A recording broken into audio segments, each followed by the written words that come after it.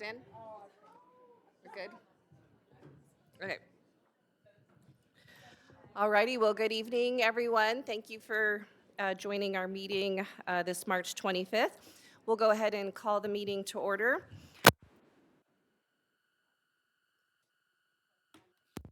There we go. All right. We're going to go ahead and do the Pledge of Allegiance, and then after the Pledge of Allegiance, we sit down and have a brief moment of silence. So if you can stand with us, and gentlemen, remove your hats.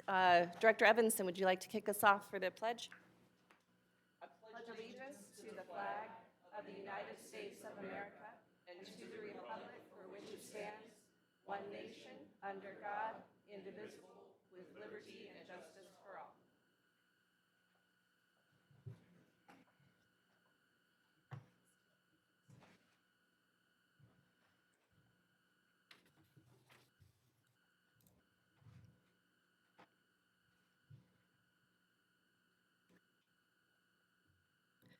All right, thank you very much. Amy, we can go ahead and do roll call.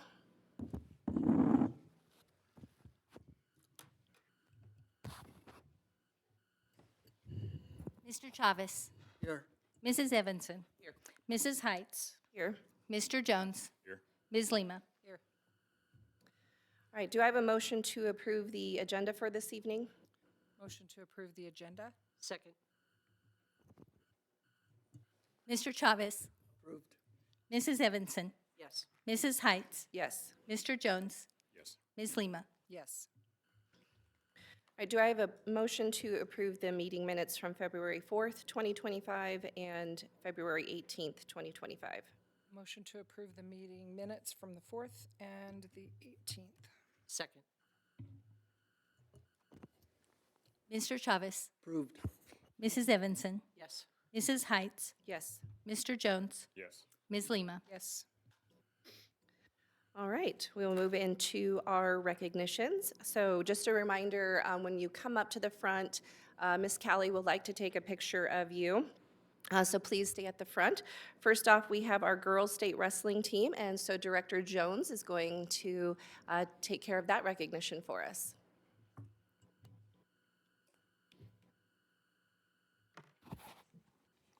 Good evening. Will the girls' wrestling team and coaches please join me at the front of the room?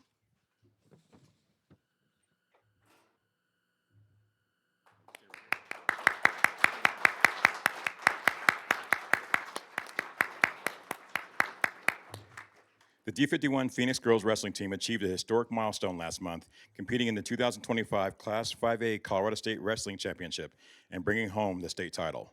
Under the strong leadership of head coach Chad Dare, the D51 Phoenix girls wrestling team hit the mats with depth, determination, and impressive talent. They clinched the state title despite not having an individual champion, a true testament of the team's overall strength and consistency. 8 wrestlers placed in the top 5 of their weight classes, including standout performances by Shiley Tuzon, Clarice McCoy, who both finished as state runner-ups at 155 and 170, and Violet Gray, who secured third place at 130 pounds. This marks the first ever state wrestling title for the program, a well-earned award for their hard work, perseverance, and grit these students athletes have shown over the past few seasons. Their success reflects not only growth of girls wrestling in Colorado, but also a high bar for the team to set in the future. The Board of Education and Superintendent Dr. Hill would like to congratulate our D51 Phoenix girls athletes and coaches on these tremendous achievements. We look forward to watching your continued growth and success of the seasons to come.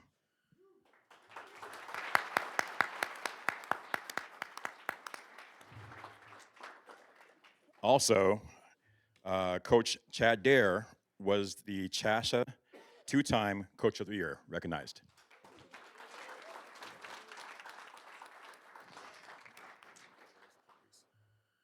Clarice McCoy. Shiley Tucson. Not here. Violet Gray.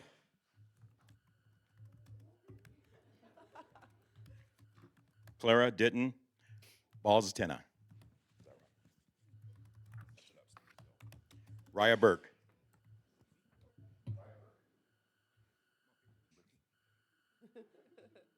Madalena Diaz.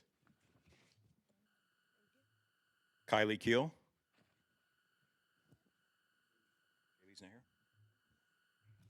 Vanessa Milton. Cheyenne Page. Harley Prater. Not here. Marissa Martinez Quezada. Huh? What? Quesada? Okay. All right. And Kimberly Stewart. Congratulations.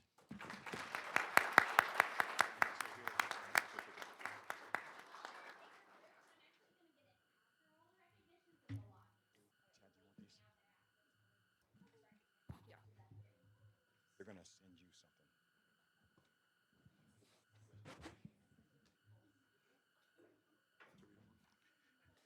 And then real super fast, the coaches were Chad Dare, Dan Burke, Jolyn Harris, Lupe Quezada, and Mario Balstina. Hey, Sonia.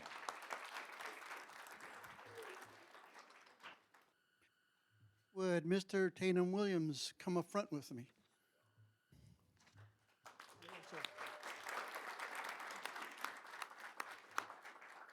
In February, Tatum Williams, a senior at Fruita Monument High School, closed out his high school wrestling career by bringing home the 5A state championship title in the boys wrestling and earning his 100th high school career win. Give it up for him. Come on. 150th win. In competing in the 2025 Colorado State Wrestling Championship, Tatum demonstrated outstanding skills, focus, mental toughness, and determination, earning the top spot in his weight class and ending a championship drought for both District 51 and Fruita Monument. His victory highlighted the years of hard work and long hours he poured into the sport and the strength of Fruita Monument Wrestling Program, supported by dedicated coaches, teammates, and a proud Wildcat community. The Board of Education and Superintendent Dr. Hill are proud to celebrate Tatum's success and congratulate him on his achievement. We look forward to seeing what's next for this talented Wildcat, both on and off the mat. Congratulations.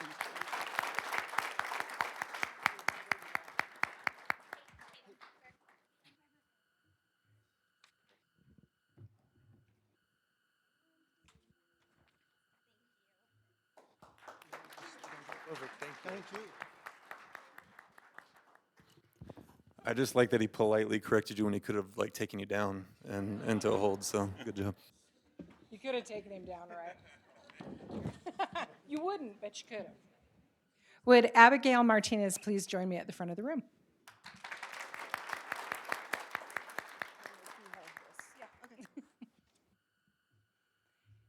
Abby, a senior at Grand River Academy and a dedicated member of D51's HOSA team, has received the Barbara James Service Award, a national recognition honoring students who volunteer their time to support health-related causes and serve their communities.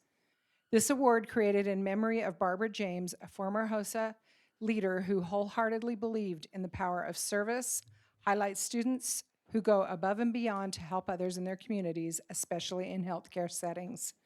Abby has gone above and beyond in her commitment to our community, volunteering more than 100 hours at St. Mary's Hospital. Her time and dedication have made a meaningful impact on the local healthcare community, showing what it truly means to care for others. Her compassion, leadership, and service embody the values of HOSA and the spirit of the Barbara James Service Award. The Board of Education and Superintendent Dr. Hill are proud to recognize Abby's achievement and celebrate her hard work, heart, and the service that earned her this award. Congratulations.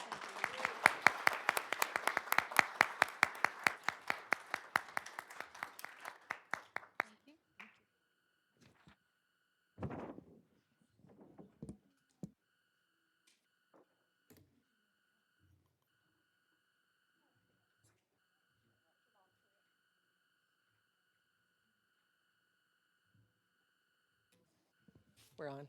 She was trying to mess me up. She turned it off on me. Sorry. Will Olivia Campbell and Coach Jeff Johnson please join me at the front of the room?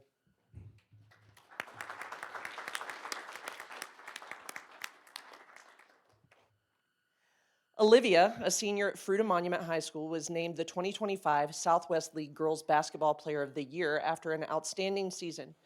As a 5'9" point and shooting guard, Olivia has been a key player for the Wildcats throughout her high school career. She hit a major milestone this season by scoring her 1,000th career point during a win over Denver North, where she put up 19 points. Over 95 varsity games, she averaged nearly 13 points, 4 rebounds, 2 assists, and 3 steals per game. Her leadership, hustle, and consistent play have made a significant impact on the team's success and reflect the core beliefs we celebrate here in D51. Since taking over as head coach in June of 2022, Jeff Johnson has made a big impact on the Fruita Monument High School girls basketball team. In the 24-25 season, he led the Wildcats to a strong 17-7 overall record and an undefeated 10-0 run in league play, earning them the top spot in the standings. Coach Johnson is known for his steady leadership, sharp game strategy, and focus on player development. He builds his team around fundamentals, teamwork, and a strong work ethic, fostering a culture where athletes grow both on and off the court. Under his guidance, the Wildcats have proven they are not just skilled shooters with solid technique. They're tough, competitive, and able to rise to any challenge, which they showed throughout this season. The Board of Education and Superintendent Dr. Hill congratulate Olivia and Coach Johnson on their incredible season and being named the 2025 Southwest League Player and Coach of the Year. We look forward to watching you on your continued success.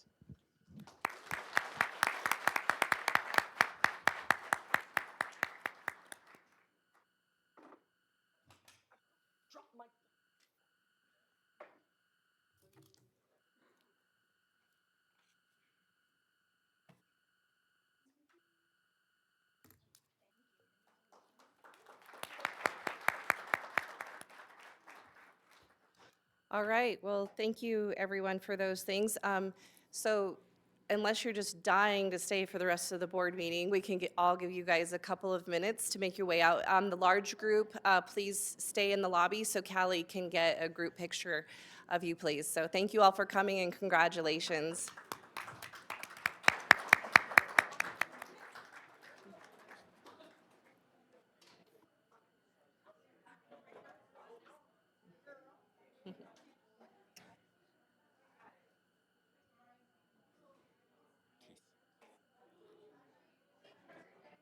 So if Stanley doesn't have a car, how is he supposed to sub? I mean, you're just like, come on, this is getting. No, it's not. I'm just like, this just gets worse. It just gets worse and worse. Come on.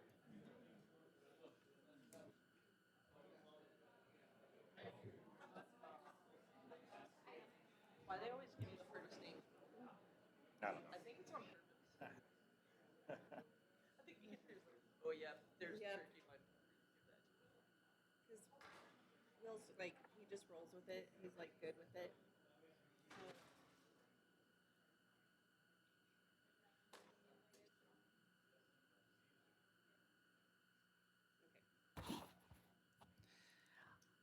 All right, sounds good. All right, well, we are going to move into our board reports. So board, gosh, it's been 3 weeks because we had spring break, so we obviously bumped this meeting. So any good things since we last met? Have a good spring break? Did everybody have a good break last week? Had a good break. And a couple of us, we went to a couple of schools, Junction and Central, for their met with their council kids, and it was a good time and learned some good, valuable things. And other than that, spring break was good, quick, but good. Yeah. Yeah, one of the board goals was to meet with the student groups, so those have been good meetings. Yeah. Yeah, we had an opportunity to meet with Palisade, and then I had one with Grand River Academy online. Those kids are fun. That's good. Good stuff. I need to send out an email to everybody just to give an update on all that. Just for good things, I went to Brookcliff Middle School and went to Simbra event that they had there. Those young individuals spoke about what it is to be in their DIA program and how wonderful it is to be able to have bilingual education in their school. They actually asked if there was a way that some of the students were asking, can we ever present to the Board of Education of what we do? And and the gratitude that we have and the benefits of going to the DIA program for middle school. Well, that's neat. Yeah. But it was really enjoyable to listen to them. They presented well. They had data. They had everything in PowerPoint. It was really nice to see. I think they have presented before. It's probably time for them to do that again. Yeah, it's been a while. Yeah, so Director Jones and I met with Central High School. I'll make sure at our work session next week that I'll put some notes together. Yeah. Any committee or activity updates? We haven't had much going on since then. Okay. Did our strategic plan meeting Oh, yeah. a week and a half ago. So that was the first one I've had an opportunity to sit in on, and there was some good work. Like, just I really appreciate the community members that are taking the time to be a part of that.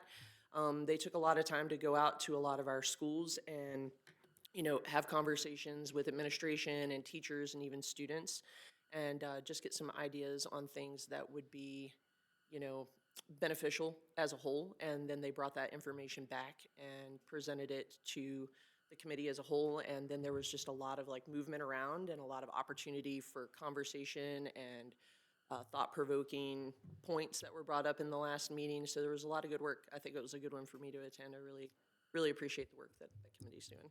I did the first three, and I would agree, Barb. The number of people that showed up for that was really impressive, and really a wide swath of people and personalities and backgrounds that all came together to make sure that our strategic plan moving forward is on target for our community. Oh, we got to read it, Taylor Elementary. Oh, all about that's right. Yes, yeah, got to read. I read the Sour Grape book. That was a good book. Book with no pictures. I got to speed read Dr. Seuss at Fruitville Elementary, and the kids loved it. Oh, It was great. I was told I read too fast and too slow by the same class, so I don't know which. They were like, read it as fast as you Yeah. can. It was great. It was a good book. Those are fun. I appreciate our principals thinking of us when there's different events that we get to go and have fun like that. So that was a good time. All right. Yeah, thanks for reminding. We've done a lot. I guess I forgot. So, all right. Is Amy online for our legislative update? All right. So Amy Atwood is our lobbyist for D51. So there has been a lot going on at the Capitol. And so while they have been in session, we have been trying to get on a regular update with her for legislative updates. So she is going to update us on some state bills. So Amy, if you're ready, go right ahead. Sure. Good afternoon, evening. Amy Atwood, contract lobbyist with the district. I think tonight I'll start with an overview of the session, and then we'll talk about the budget, and then we can talk about any bills that I had sent through. So, overview of the legislature. We are 6 weeks in, so we're over halfway, or I'm sorry, we only have 6 weeks left. So we are over halfway. May 7th is the last day. And just as a reminder, in Colorado, we're in session for 120 days, and there is a hard stop May 7th. So bills either pass or are defeated come May 7th.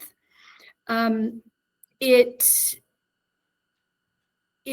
been an interesting session because of the state budget, and that the budget is very tight. We went into the year, the state budget went into this budget planning cycle over $1 billion in the hole, in the red. So the Joint Budget Committee has had to find places to cut. I don't think any department has gotten away without any cuts. I know that Department of Education has been cut, Medicaid will be cut, higher ed will be, public safety, corrections, everyone has been cut. However, we do have a commitment from Joint Budget Committee members, they're the ones that put the budget together, to hold education flat or even increase it by $150 million. So while I'm sitting here right now, Representative Taggart is texting me because they're in the middle of those negotiations right now. We've been working on it for weeks, but it's coming down to the wire. I bring up the budget because there are a lot of bills, 500, just over 500 bills, and many, many of them take money. And so those bills are sitting in Appropriations Committee because until the budget passes, then the legislature knows how much money it has for new programs or any bills that are in the queue. So let's transition that then into K-12. Like I said, we have a commitment from Joint Budget Committee members to hold flat. There has also been discussion of increasing by 150 million. And if you remember last year, the board took a position to support the new school finance formula. There is a lot of discussion. It's culminating today on whether or not that new formula goes into place or not. And I've been working with Mel and with Dr. Hill. We've been going back and forth on the different scenarios for the school district. It still does look like D51 will come out better if the new school finance formula is implemented. They've made some changes to it from what was passed last year, but D51 comes out better than if we stay on the current formula. So, and I have to say, Representative Taggart he really cares what the district thinks. And he and I have been in communication all session. And like I said, he's texting right now. So that's great. He really cares about the district. The budget in every year that I've been at the legislature, which is 15 years, has always been introduced the last week of March, which would have been Monday. And the Joint Budget Committee said at the earliest,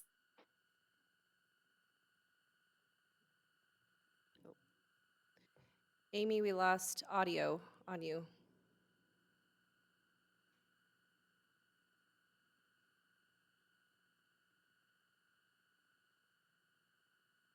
Yeah, just, how about that? there you go. Okay, I must have touched something. Sorry. I don't know where I was.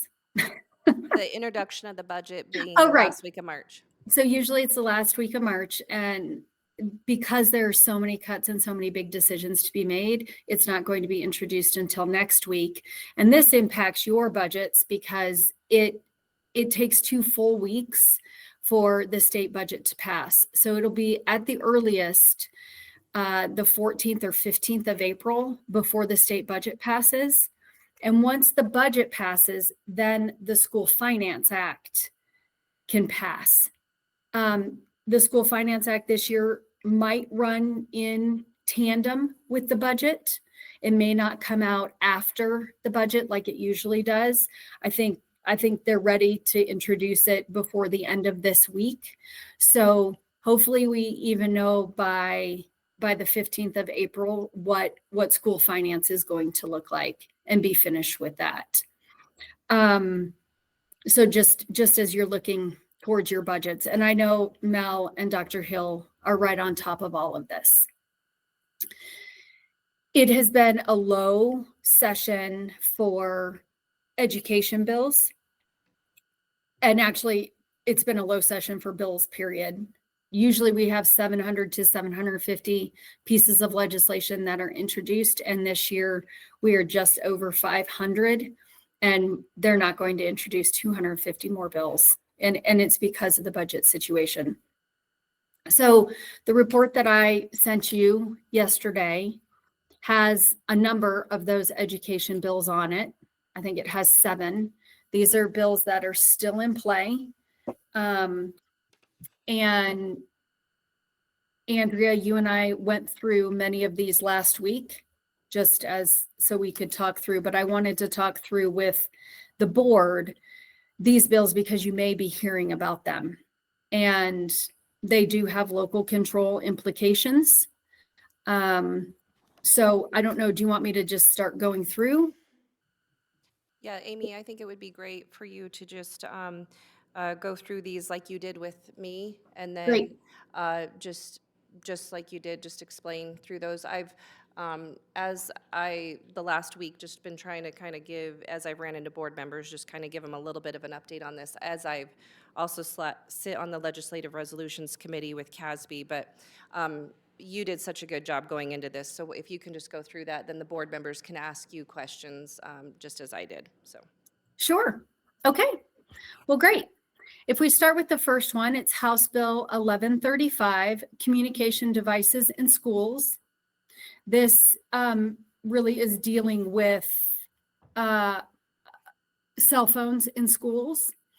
It is a bipartisan bill, and it is well supported actually by school districts, because it's not telling us what we have to do.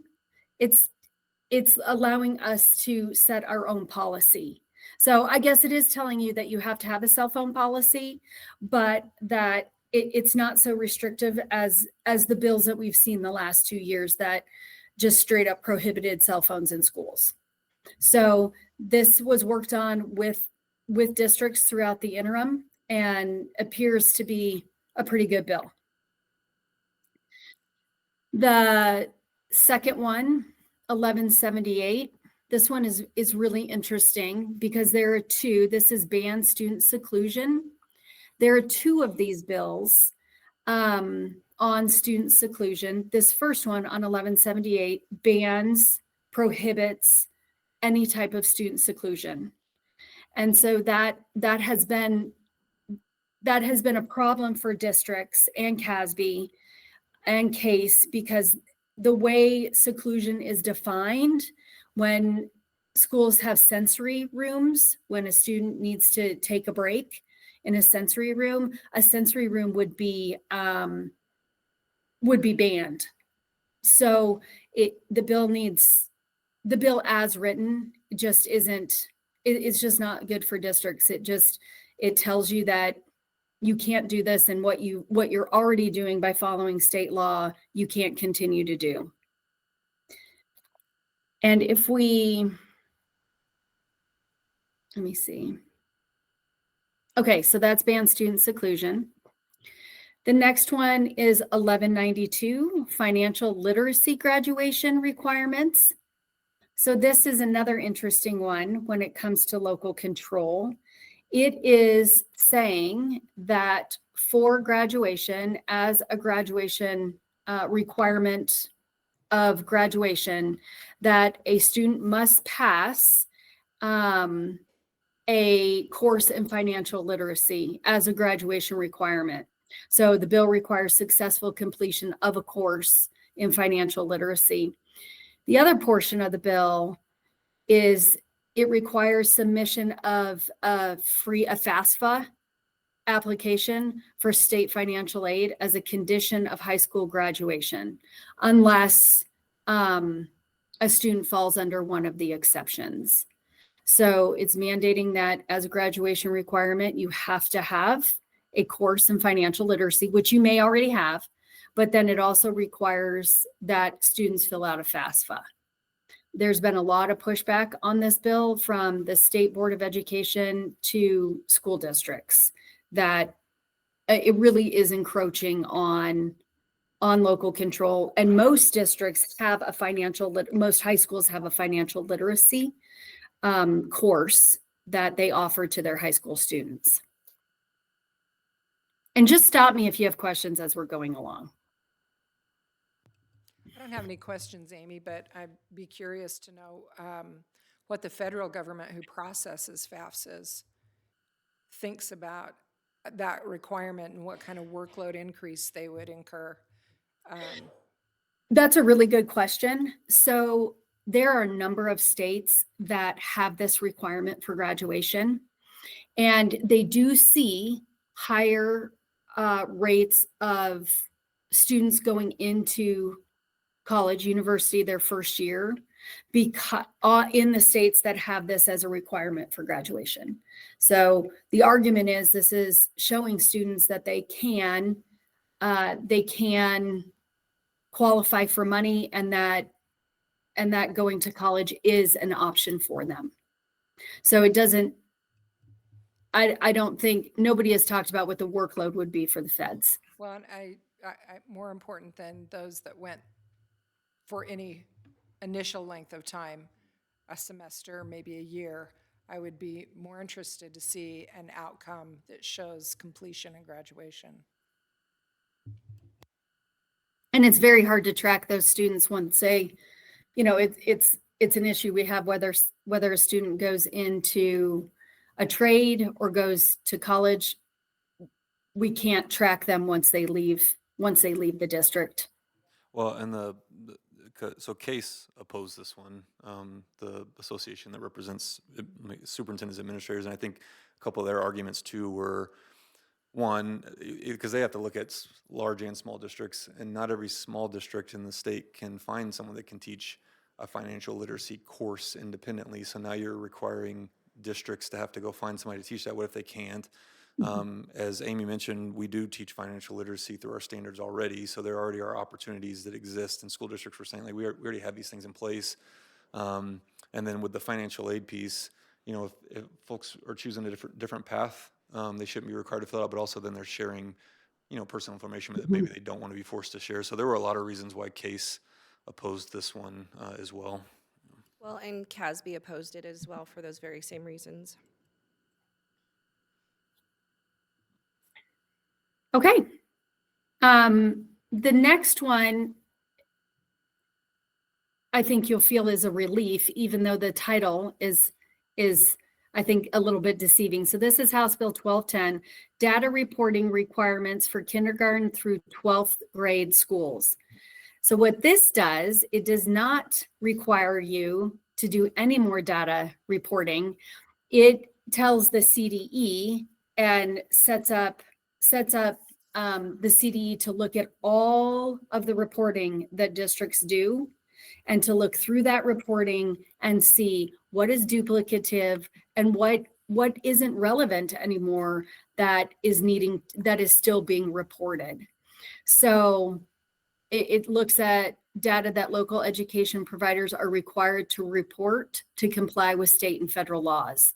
So it will look at how much time local education providers spend reporting to the department, whether there are more efficient ways to report the data, an evaluation of the reporting protocols for local education providers. So, we know reporting is so burdensome on a district. There is information that is definitely needed. There is data that is needed that needs to be pushed up to CDE, but it's time to just look at everything and how is it working. CDE had a budget request that has been approved to upgrade their data reporting system and their school finance system, their software. And so even amongst all the cuts in education, CDE, that decision was made on March 20th that they are going to get the money to continue to roll out that system, which should help, at least after we get this report, will help with the data reporting. House Bill 1278. This is the Education Accountability System bill. So if you remember, I have talked for months, really 2 years. It's been 2 years that the Education Accountability Task Force was meeting, and they met for 2 years. They produced a report in November. There were 30 recommendations that came out of that task force, and this bill has all 30 recommendations in it. There are about a dozen amendments that will be coming. I think it's back in committee. Let me look. I think it's back in committee this week. And so through those amendments, they have been listening to districts that it wasn't, the way the recommendation was written in the bill was not actually what the intent of the task force. So there's been some reworking on that. This bill has a fairly heavy fiscal note, and I just want to pull up that fiscal note. Yeah, the fiscal note is $5.7 million for 25-26, and it increases to over 6 million. So there isn't the money to implement the entire bill. They wanted to make sure that it was written, all of the recommendations were written correctly and with consensus, so that when they come back with another bill, there's at least consensus with how this was written. There are recommendations in the bill that are going to pass that do not take any money to implement. And so it's going to be way pared back with no fiscal note. But just getting it on paper where everybody agrees, it is the springboard for when there is money and it's time to implement some of these other recommendations. D51 has been a part, has seen every iteration of the recommendations. I've gotten feedback from staff on all of the recommendations. So the district's been aware of how the bill has been drafted throughout the process. Okay, 1300, this is what we wouldn't typically think of as an education bill. It's workers' compensation benefits, proof of entitlement.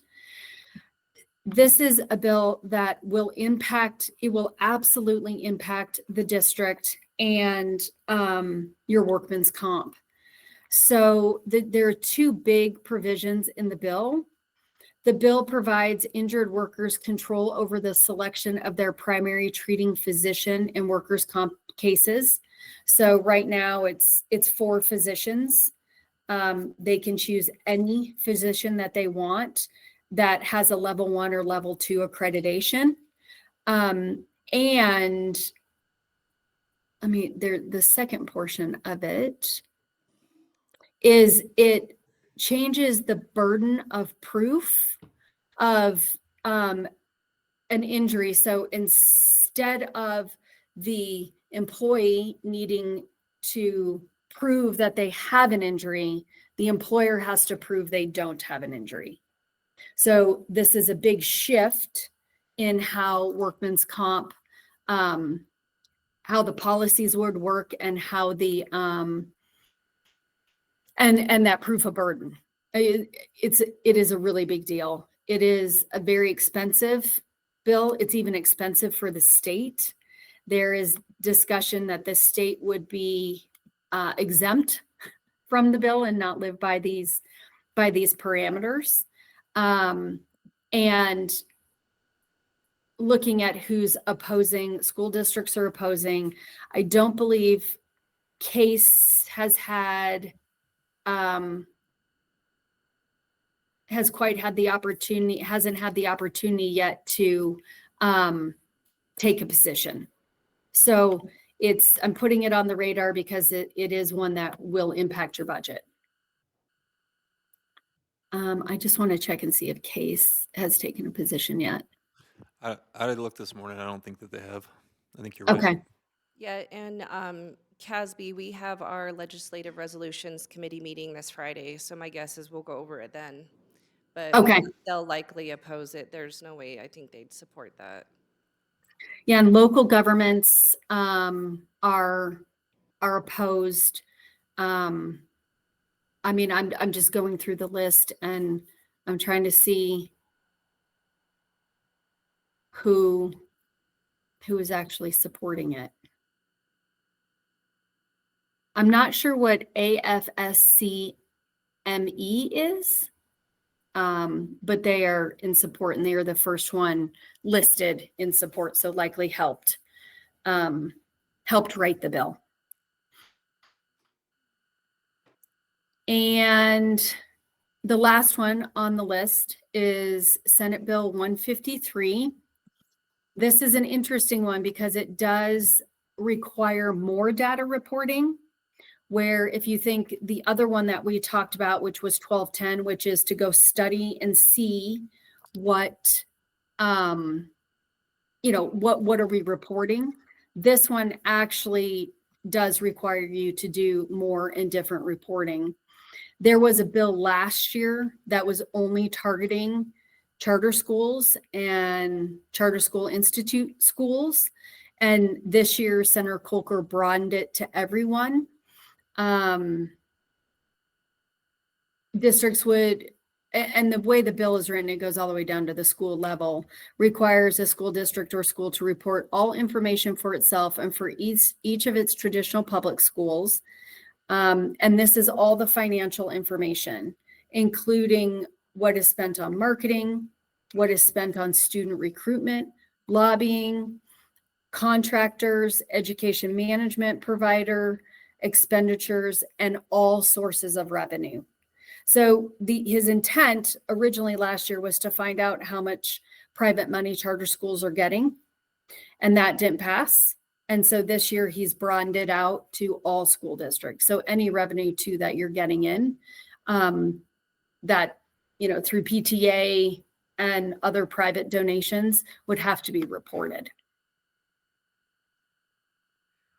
And that brings us to the end of the list. Anybody have any questions?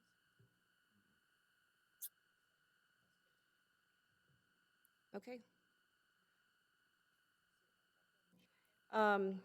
Amy, on the,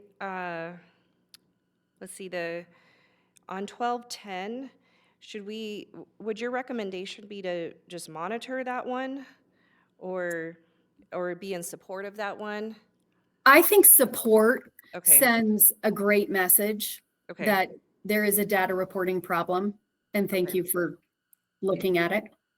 And then for 1278, I know you said that obviously it has a large fiscal note and that you've obviously, like you said, it's more of a springboard. Do we need to take a position on that one, or what is your thought on that?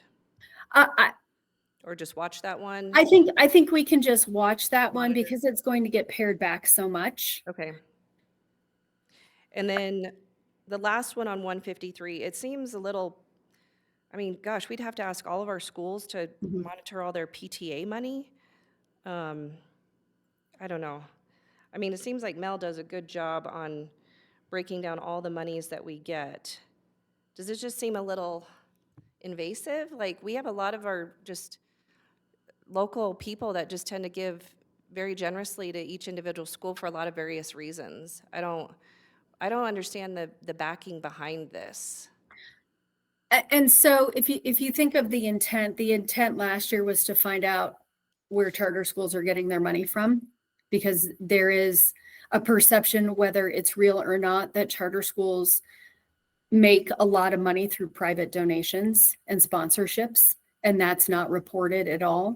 So that was the impetus for the bill. But because it was only targeting charter schools, it didn't pass. So he came back and said, okay, well, we should do this for all schools. But really his intent is to find out what's going on in charter schools. But we get wrapped up in it. But what does it matter what a private citizen wants to donate to any school? We need to be transparent with taxpayer dollars. What any individual wants to do with their own dollars doesn't matter. I find that a little too invasive, in my opinion. Whether you want to donate to a charter school, a private school, Montessori school, whatever, I just find this is going to be really difficult. Now we're going to add one more thing onto our individual school level of having to monitor all the PTA individual and even maybe like-kind donations, like if they donate equipment, or somebody at the school level is going to have to monitor all of that now. And it's not just that, it also is how much time is being spent on, say, student recruitment. And that one, it's really vague, because what does each school do to recruit kindergartners? What how much time does that take to do that, to say it's time for kindergarten enrollment? that is recruitment. Yeah, I think Case opposed this one too, and I think it was around just, it's putting an extra burden on school district for something that doesn't seem to, we're not really sure exactly what they're trying to I get just at. don't, I just find this to be out of the purview of taxpayer dollars, of, if this is what, I mean, yeah, I don't need to get into it. I think it's petty, in my opinion. Okay. Board, did you guys have any other questions on just what Amy's opinion of is what you know, kind of, this is her expertise. I mean, she's kind of digs into these and what she thinks would be best for, you know, our area. Oh, Amy, did you have something more to say? I was just going to say, I think as a fourth bill to look at taking a position on, 1300, the workers' comp bill, Yeah, I think that is one to definitely put with an opposed position.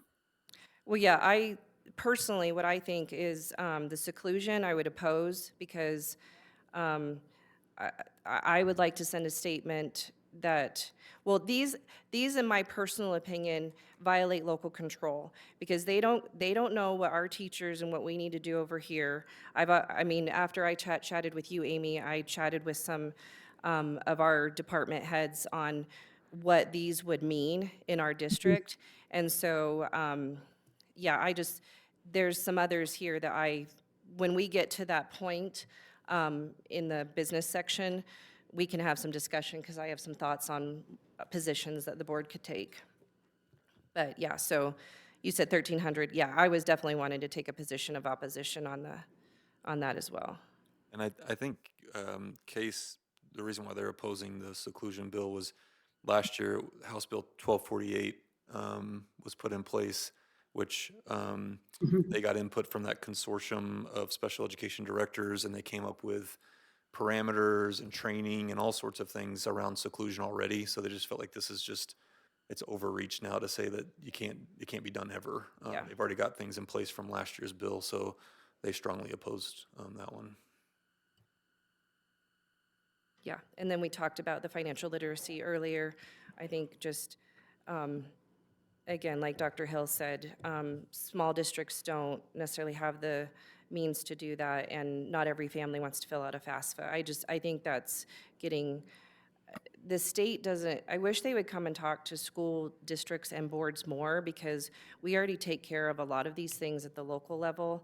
And then if we wanted to take a position on 1135 of support, obviously Dr. Hill was very involved in that, you know, just having a policy of, you know, devices in schools. But board, we can get into that into the business section. But if you have anything you want to ask Amy right now, she's online. Otherwise, we can decide as a board if we want to take positions, because she will file these positions at the state. And it will send a message to the state on our behalf. And I'll also lobby on your behalf with these Yes. positions. Yeah. All right. Well, thank you for your time, Amy. We'll get this information back over to you after our business portion. Okay. And thanks for your time tonight. Sounds great. Thank you. Thank you, Amy. All right. Well, next up, we have our D51 happenings and celebrations.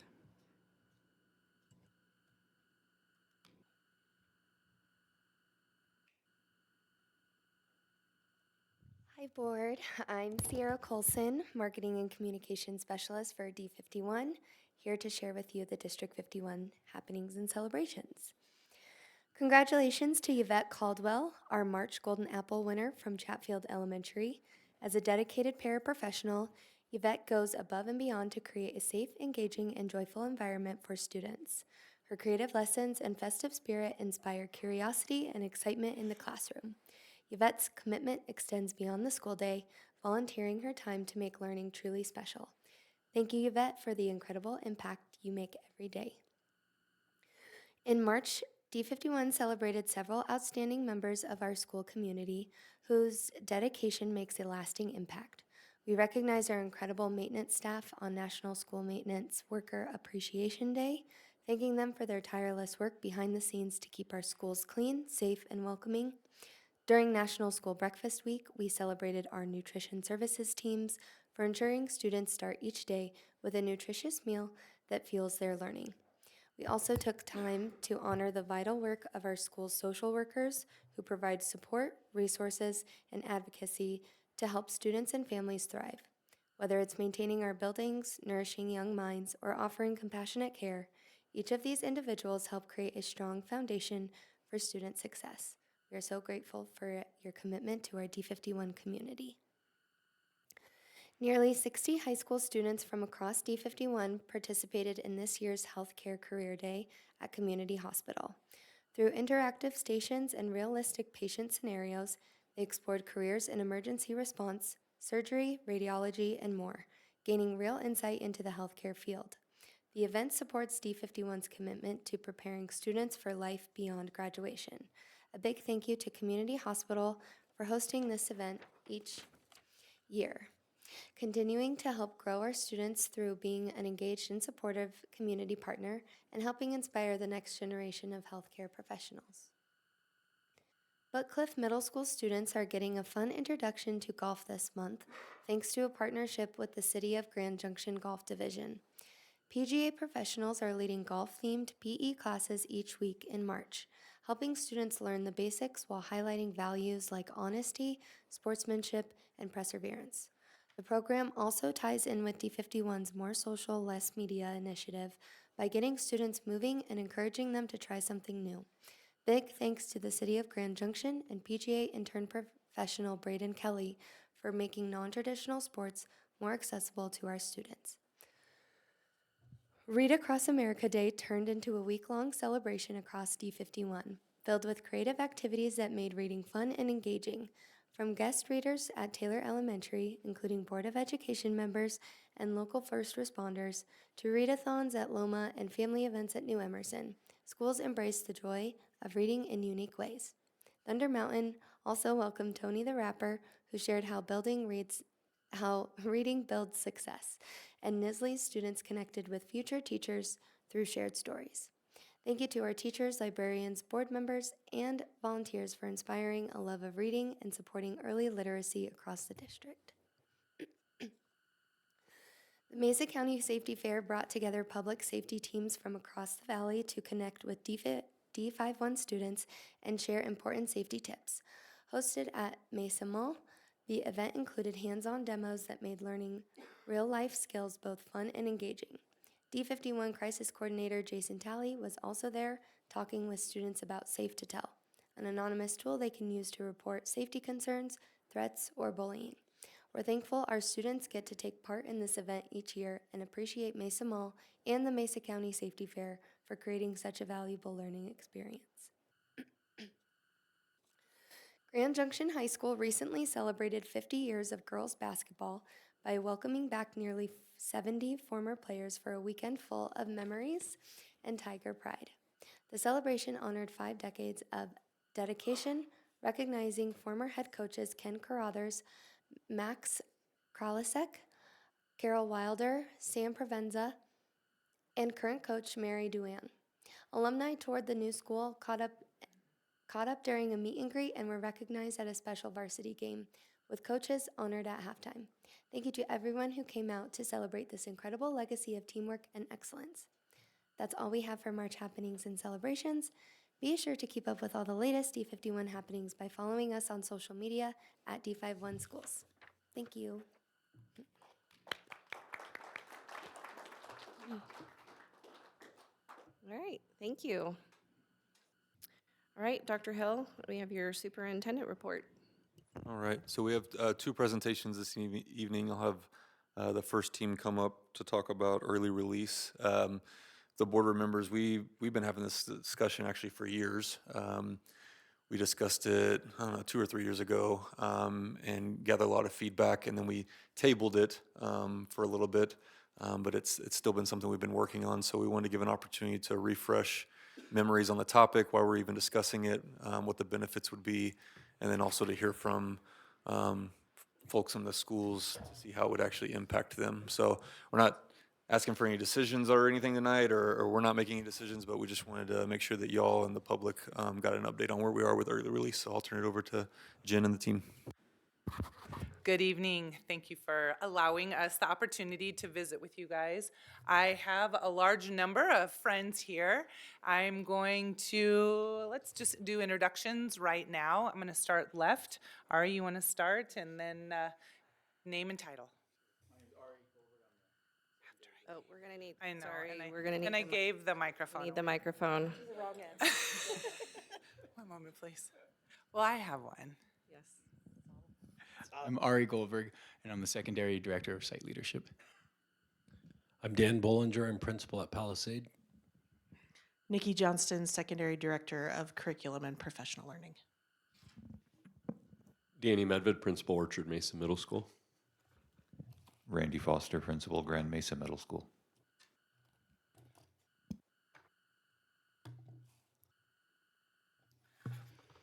In the spring of 2023, clear and comprehensive early release plans were developed to support secondary schools. However, these plans were put on hold due to pressing challenges, including declining enrollment, school closure, and the need to establish a sustainable response through committees such as EDAC. As we continue to address budget and enrollment concerns, the need for consistent and structured professional learning at the secondary level remains a priority. Early release provides essential time for curriculum implementation, resource learning application, and ongoing professional learning.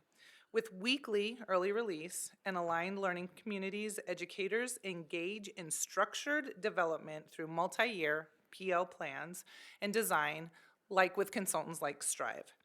By investing in teacher growth, we strengthen instructional practices and ultimately enhance student outcomes.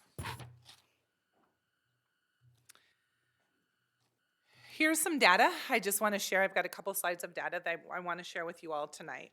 This is elementary data. As you can see, our K-3 at or above grade level has been increasing. We celebrate our data a lot here with you and with the district as a whole.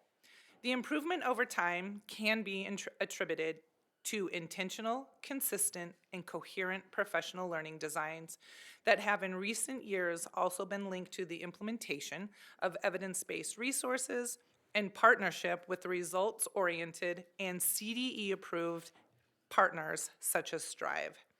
You can see here a steady increase in students who establish a strong literacy foundation in the early years is only going to continue positive outcomes for our students after this time. Steady gains can be seen across the upper elementary grades as well. With this, I know this is a busy slide. What's really important is that you need to focus on the grade levels on the bottom, the percent at or above on the left, proficiency on the left. The gray is state and the green is the district. Focus on the gray and the green. While we see improvements in middle school, the pattern is not consistent, nor is the dedicated time for staff to learn evidence-based practices alongside colleagues and to plan for supporting students. I'm going to pass to Randy, he already has it, to share about the impact and difference of having and not having this consistent time and coherent model at all school levels. I want to give a little bit of background to why you're the one to talk about it. So thank you very much for the opportunity to speak to you this evening. I asked you in the fall, when you asked me what I needed to help my school move along, my response was more time. That need for time hasn't lessened in the 6 months since I last spoke with you. And in fact, given more time to think about it, I'd like to share that one of the messages when I was at Lincoln Orchard Mesa that I shared with my staff and that we strove for was this idea that students don't come to school for 6 one-year journeys. They come for 1 6-year journey at the elementary level. And so the need for coherent instruction, kindergarten through 5th grade, was ever present. the idea that what you learn in kindergarten builds to what you learn in first grade all the way through fifth grade was crucial for us and helped us to see the successes that we saw while I was the principal at that building. The other component of that is when we have students who are struggling, the ability to have a conversation with teachers at all grade levels. A fourth grade student who's struggling but has been a part of the school for several years, a conversation with all of those teachers who had successes and failures with that student built a better picture for who that student was as a learner. At the middle school level, those needs are not any different. The idea that we need one coherent 3-year journey through middle school is no different than that need for one 6-year journey at the elementary. But at the middle school, we simply don't have the time for our teachers to sit down and plan that pathway for instruction for our learners. And when we talk about students who are struggling, students struggle at middle school just like they did at the elementary level. And so the ability for our teachers to sit down 6th, 7th, and 8th grade and have a conversation to help a student feel more successful is imperative. At present, that time simply doesn't exist in our day, but with the opportunity for early release, we can begin to have those conversations on a monthly basis. And as Ms. Marsh was referring to, professional learning at the elementary happened on a monthly basis. And so we learned small bites and then we went back and practiced in the classrooms. District level professional learning, it was the same opportunity. We took a small portion, the teachers got to practice it, and then they got to use it for a month and come back and revisit that. Middle school is the same way. Strive is a fantastic resource for us. The ability to have a consistent instructional model is fantastic, but because we only have in-service opportunities every quarter, the teachers learn it, they go back and practice it, but the ability to reflect on that professional learning isn't as ready or present as if we had a chance to do it monthly on an early release day. So I strongly support the idea of early release, and I hope if you have any questions about that at the end, you'll feel free to ask those.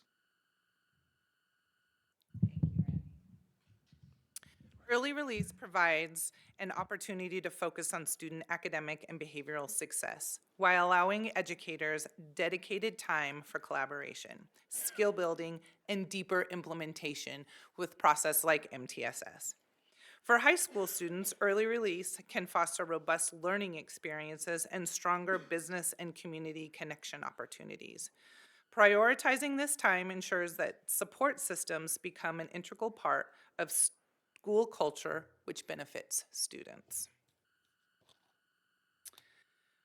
We envision each school developing a plan that focuses on 3 key areas: student behavioral support, student academics, and staff collaboration. This approach ensures that each building's plan is tailored to its unique needs while aligning with our broader strategic goals. By prioritizing these areas during early release, we aim to create a supportive, academically enriching, and collaborative environment for both staff and students.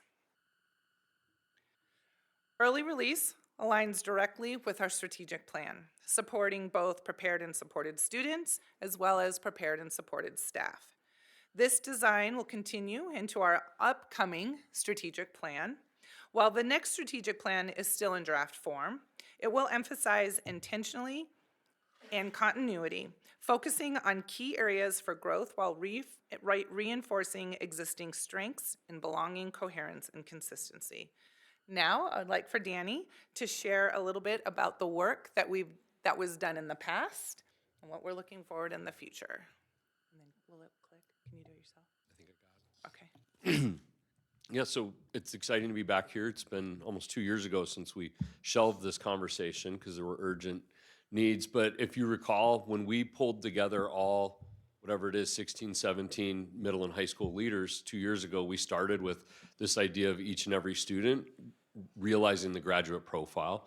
And we asked our building leaders to answer this question: how might a system-wide early release advance our strategic plan priorities and students' realization of the graduate profiles in unique ways based on each school's context. So it's not a one-size-fit-all, but it is also that balance of what's the district trying to move? Do we have time? How does that look different at each school? And so continuing to build on that, what we know about quality professional learning is that it's focused on ultimately helping our students get where they got to go. Like that's the end product. Did this help kids? But that you got to support our staff to get there. And so it's sustained with regular and a frequent cadence, waiting every quarter, like Mr. Foster talked about, is too infrequent. You're not going to make changes. Think about sports. It's relevant to our educator practices and our school goals. It involves feedback and those precision moves. And then it needs to be characterized by collaboration, ongoing collaboration. When we think about what this is going to entail, these three big ideas is that it shouldn't be random acts. And that was something that oversight matters. It can't just be folks leaving. There needs to be a shared vision, and there are outcomes aligned to our strat plan that we're going to look at models of what do this well. We're not just going to be willy-nilly with time, and that we're going to consider logistical elements because it is a change that needs to be planned for.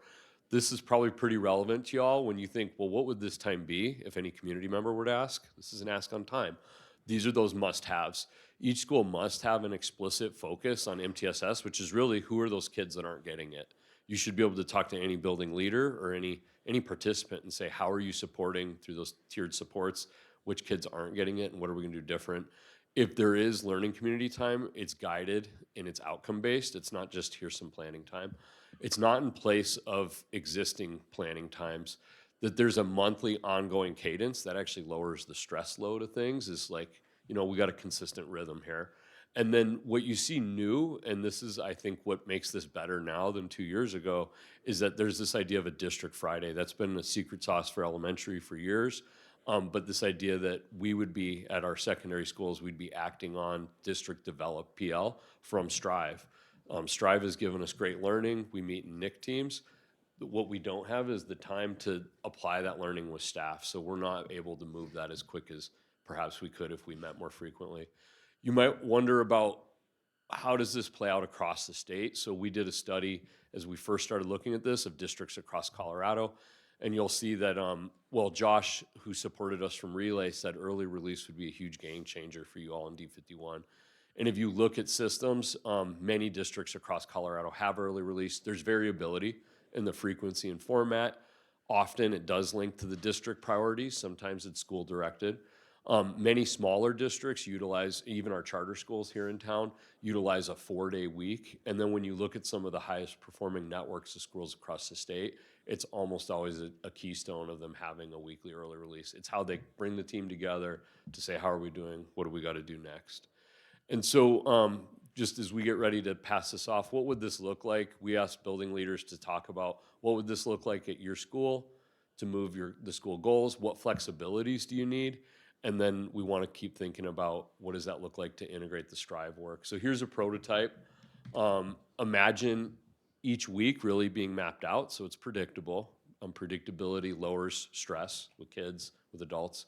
So you'd really have two components usually, and this would look different in each school. This is just a model. Week 1 of each month would be something like District Friday. Here's the Strive learning we've had. Maybe it's that the behavior and student support department. There's some learning from them. This idea of staff wellness is a part of our strategic plan. There can be space for school business. Right now, we have a staff meeting once a month for 30 minutes from 3:30 to 4. When you try to take time to connect, celebrate, and talk about learning or updates, it's just too much to put into there, right? That frequency is not there. And then looking at the curricular work, the blue is how are you moving? That's the work of those professional learning communities. How do we know kids are learning? What are we going to do about it when they're not? You see MTSS Kid Talks, that's that idea of who are that 10 to 15% of learners that are really struggling in 6th, 7th, 8th grade, 9th, 10th, 11th, 12th. And then this would actually link to those building in services. So this isn't competing with, but really complementing. It's getting those bite-sized goals. And so this was a model that Fruita developed 2 years ago. Principal Johnson's in the audience right now. His team developed this collaboratively as a committee. So it just shows you each school, these would probably look different. And I think Dan is going to take some time to tell us what Palisade thought about this.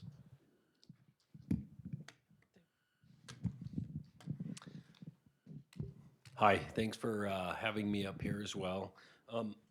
Yeah, this is something that we had developed with our leadership team as well. And like I said, it's nothing is set in stone, and I think the idea creates some flexibility for us. But I think this is really what came to my mind. First quarter, we did the professional development. We modeled what a data cycle looks like. We watched videos and we modeled what that looks like. You give the common assessments, you grade norm, you grade the assessments, you create the data, you look over the data to see what you notice, and then how do you adjust after that? How do you reteach? How do you, and that's just one data cycle. And doing that, we modeled that. I think teachers were excited about that. And then after a couple weeks and the amount of time and effort they put into that, it kind of goes away. And kind of like as Randy had, and I wouldn't say goes away, but it doesn't stay on top of their mind because they're teaching kids. And kind of as Randy said, the reflection isn't as prevalent if you're not doing it each week. Second quarter, we modeled what rigor looks like through critical thinking and giving students a lot of versus giving students a lot of work. I mean, a lot of teachers will say, you know, I have them do 70 problems a night. That's rigorous. It's not rigorous. That's a lot of work, right? And so the first level, we had them evaluating facts. Second level, exploring structures. The third level, analyzing context. And the fourth level was evaluating concepts and transferring that knowledge. And we had the teachers all go through this looking at a historical picture. They went back, they were excited about it, they did it for a little while, and then they were like, but we've still got to teach, and the reflection wasn't there. The third quarter, we talked about structures and routines, and we modeled some of the instructional practices that they show. And again, teachers were excited about it, and then there wasn't time to reflect on it. And the fourth quarter, we did the same kind of thing, and we talked about what does a bell ringer look like? What does proximity in your classroom look like? And teachers go back and they're changing their proximity, and they don't have time during their PLCs as they're looking at their assessments, as they're looking at their common assessments, as they're looking at their unit plans to talk about how did proximity adjust or change their practice. There's just not time to reflect. As if we were doing it weekly, I think it would give us a lot more time. And kind of the analogy I use is, and I know Will coaches football, but imagine if you came in on Saturday and you had an 8-hour practice, but then you don't practice until the game on Friday. The game on Friday you play, and you're like, what? You didn't get what we practiced last Saturday for 8 hours, and you think, what's more effective, an 8-hour practice on Saturday or 4 2-hour practices throughout the week? And so that's kind of the way I look at it, is we have once a quarter, we've got professional development, but we don't look through it as well as we could if we were able to do this for chunks of time every Friday.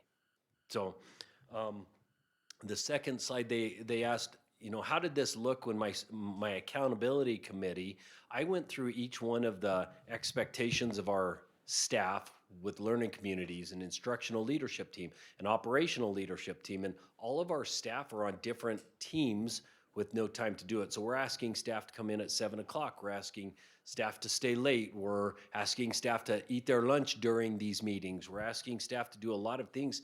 And I think I think at Palisade, a fairly successful level of success, but I think about how much better we could be doing if we designated some real time for this stuff. And so when I explain this to my accountability committee, to my parents, and I'll have sometime 10, sometimes 15 parents, not a ton, but they looked and said, this is a no-brainer.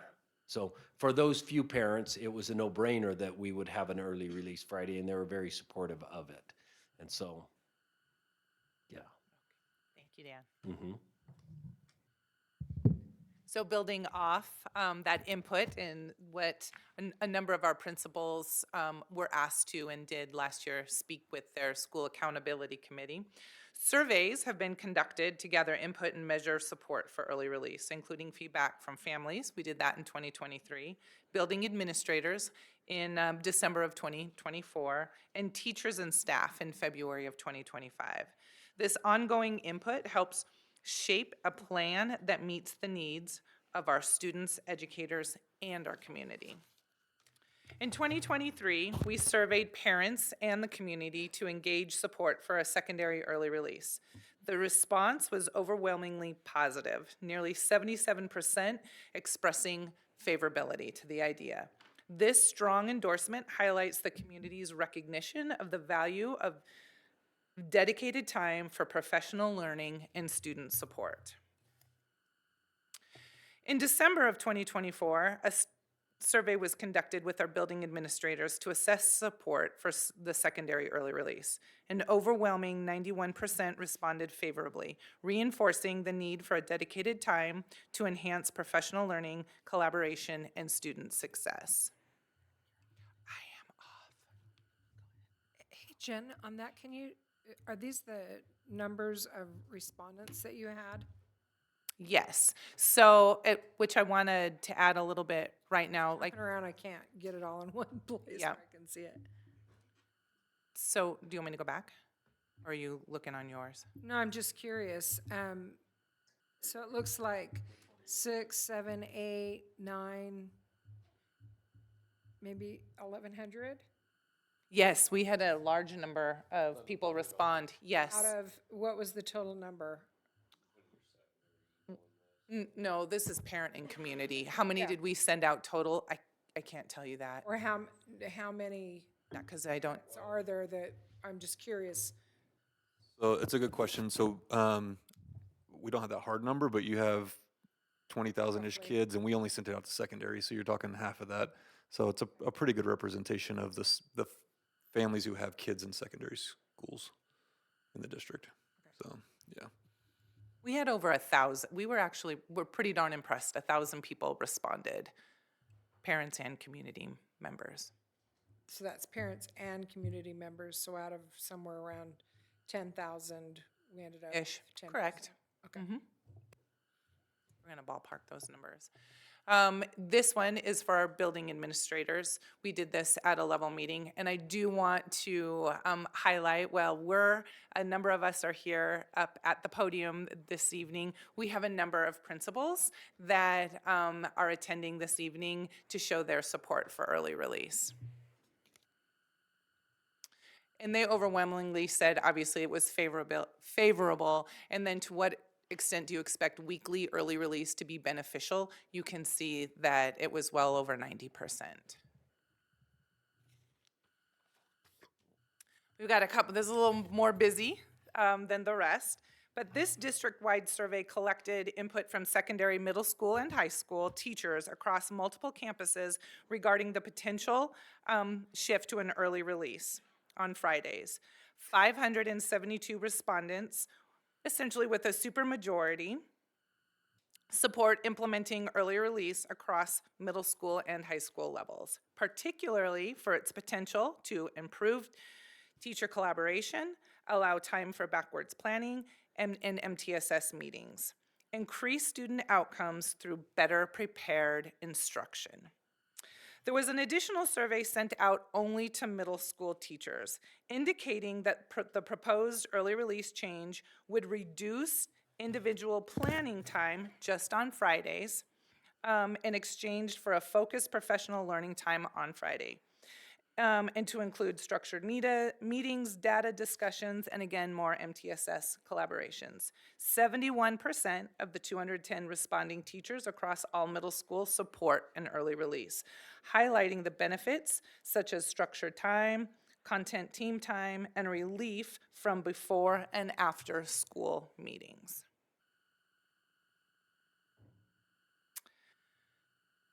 So this is the board's part. In support of early release, I would like to propose a modification to the D51 school calendar for next year for middle school that I believe would benefit both students and educators. Specifically, I would like to request that the board consider exchanging 2 existing middle school in-service days for 2 additional instructional days for students. By replacing 2 in-service days with full instructional days, students would gain additional time for that in-depth learning, structured classroom activities, and better preparation for assessments. While I recognize the importance of professional development for educators, I believe that maintaining a balance between teacher in-service and direct student instruction is essential for maximizing student achievement. So those days you see in that with those yellow arrows, those green days, right now in the calendar that you've adopted and approved, those days are elementary planning, which would remain. Middle school in service and high schools are in session. My proposal is that middle school and high school would be in session on those days.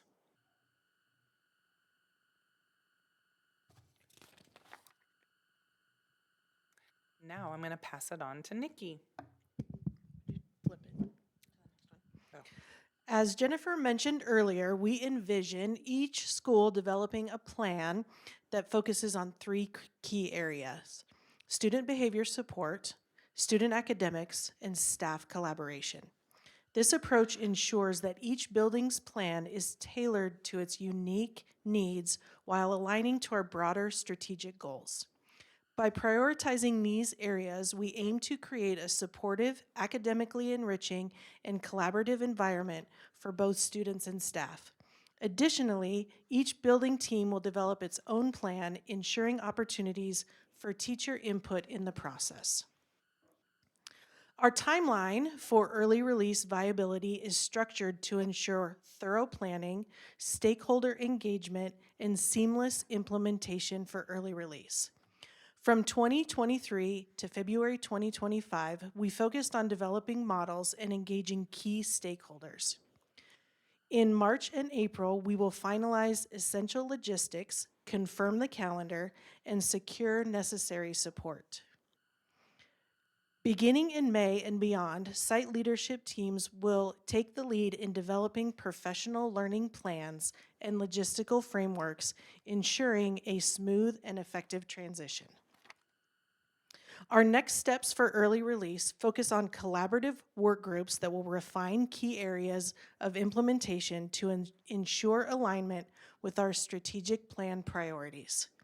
These efforts will include developing operational logistics, designing learning experience for students and staff, and ensuring compliance with policies and scheduling requirements.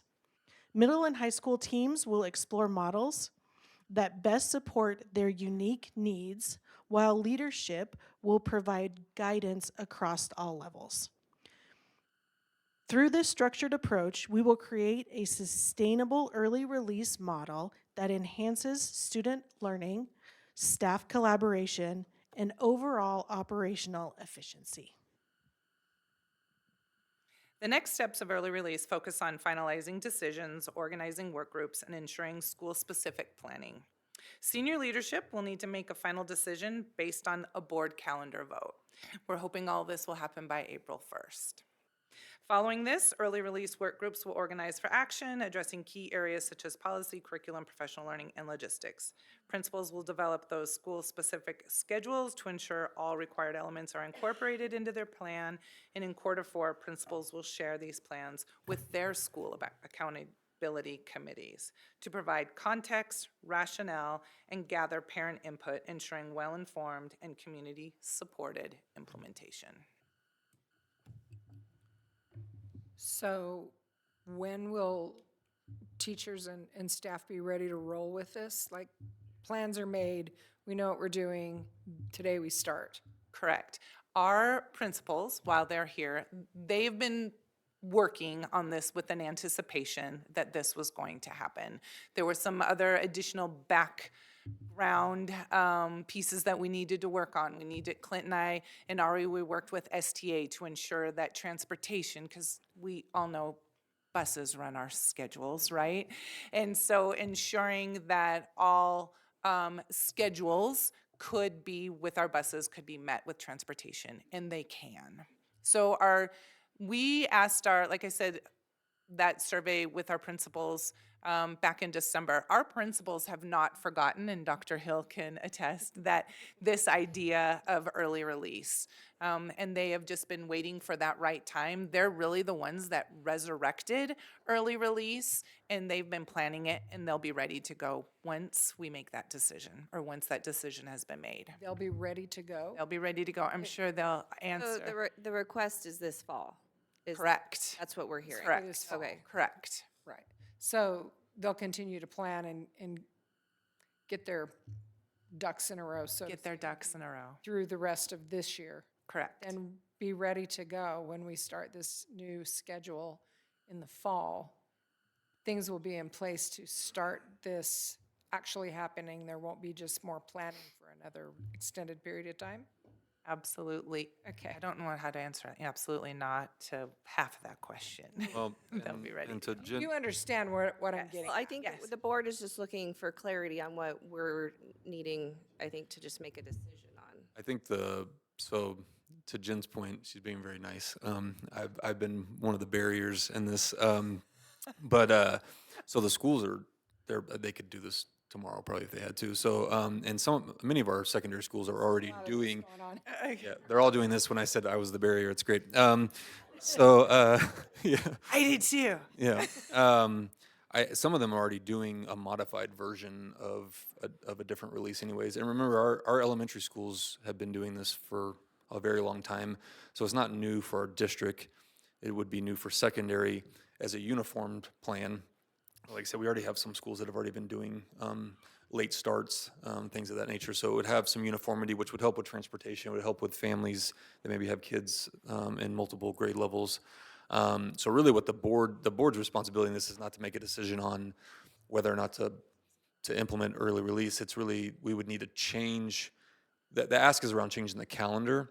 And the reason why the calendar idea was brought up was because one of the pieces of feedback we got was, well, we don't want to lose instructional time with kids. And so Jen and her team went back, worked with the principals, and talked about how could we gain back some of that instructional time, and that's where those in-service days came back. So that was based on some feedback we got from, and that's even, I should say, that's even with 70+% of families saying we already support this the way it was presented to begin with. But some of the feedback we got was we don't want to lose instructional time, and so they gained some of that back through that.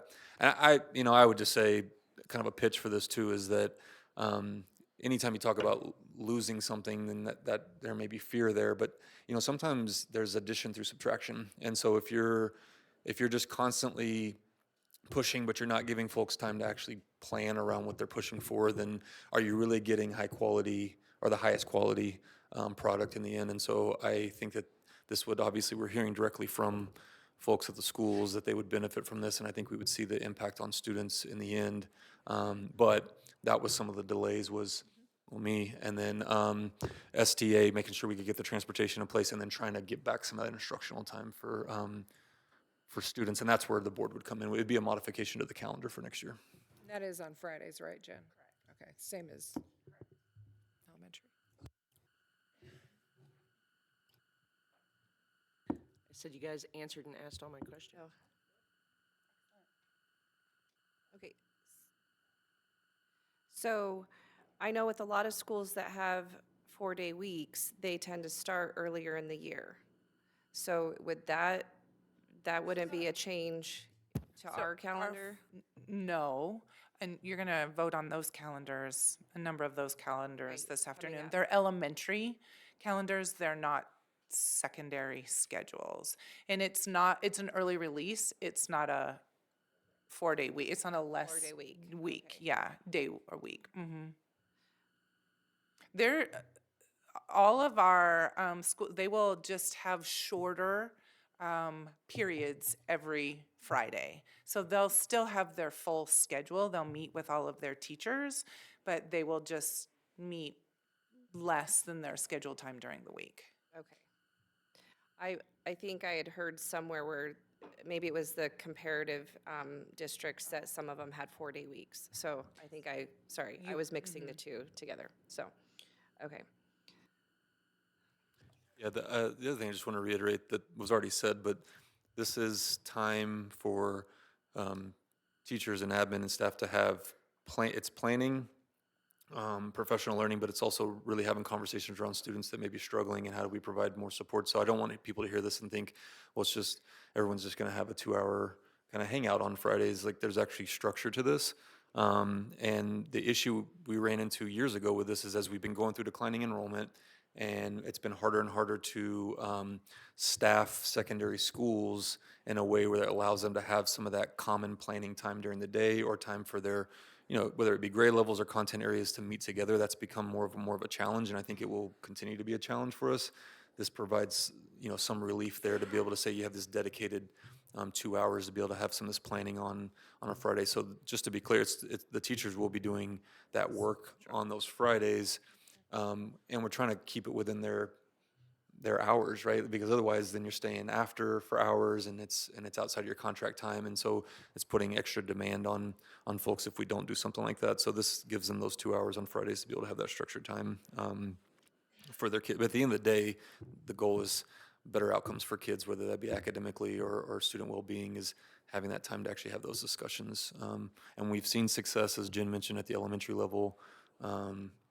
This is a request around secondary being able to do that as well. I think maybe it would be helpful, because as I was going through this, I haven't been able to be in all the meetings when y'all been having these conversations. Overwhelmingly, there was support in the surveys, but why would a teacher say, I don't want this? I don't know if there's a reason why somebody might say, I don't think this is a good thing. The few teachers that we spoke to that were unsure hadn't seen the layout of it, and they thought it was just going to be 2 hours of free time.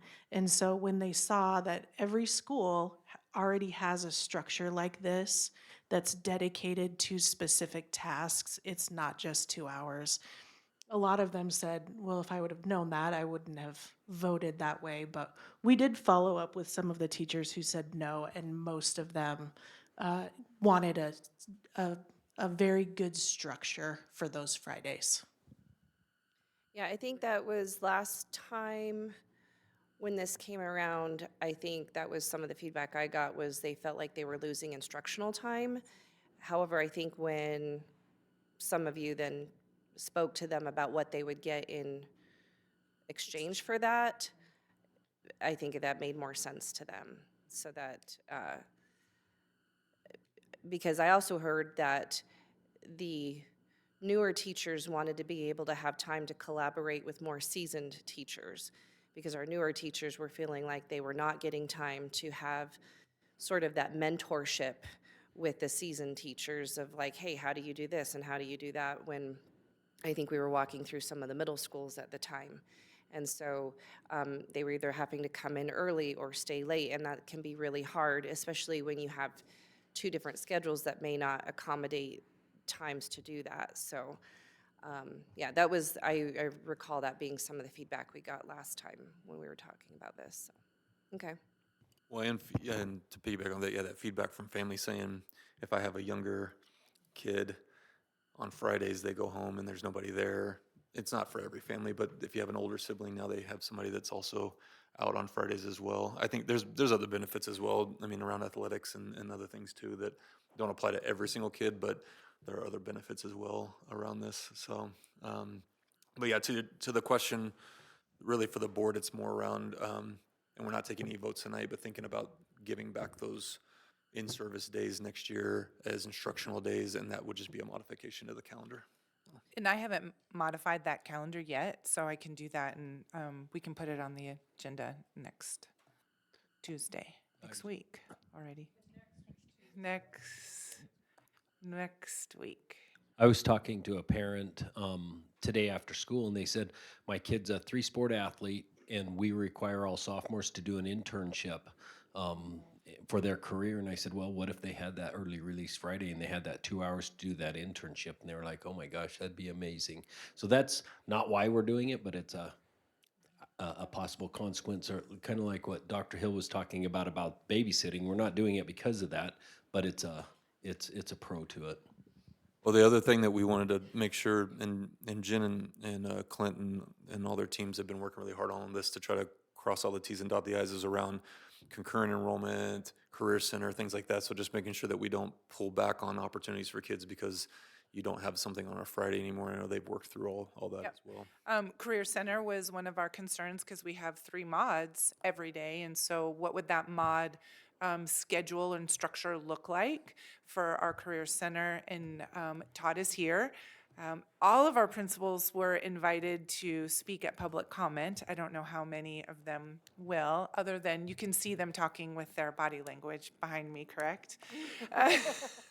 And I know Todd and his team came together to identify what would that schedule look like, and STA was able to accommodate their schedule. Sherry has been working with CMU Tech to ensure that our students aren't losing opportunities. And then, of course, we have our concurrent students who are taking classes. And Ari actually took some time to dig in to our students who are taking concurrent classes at the college, not early scholars, not students who are taking college courses at the high school. And many of those, they don't, if they take so many classes, they're not taking any classes at the high school, so they're not, their day isn't being jeopardized at the college or at their high school. So we really did, the dotting the I's and the crossing the T's, truly tried to make sure that we were trying to ensure all students, no student would be left behind or left out because of early release on Friday.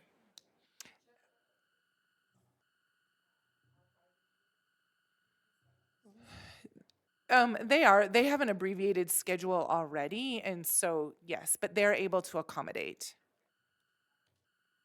And the last thing I'll say, and I'll quit talking, is it may feel somewhat reactionary if somebody hasn't been paying attention this whole time, but really this is an over 2-year conversation we've been having, and really even before that, this was a request from schools prior to that. But also, this is something we would want to monitor. So if we put this in place next year, we want to kind of monitor it, see if it's actually effective, see if we need to make any adjustments along the way. So that would be something that we would do as well as a district.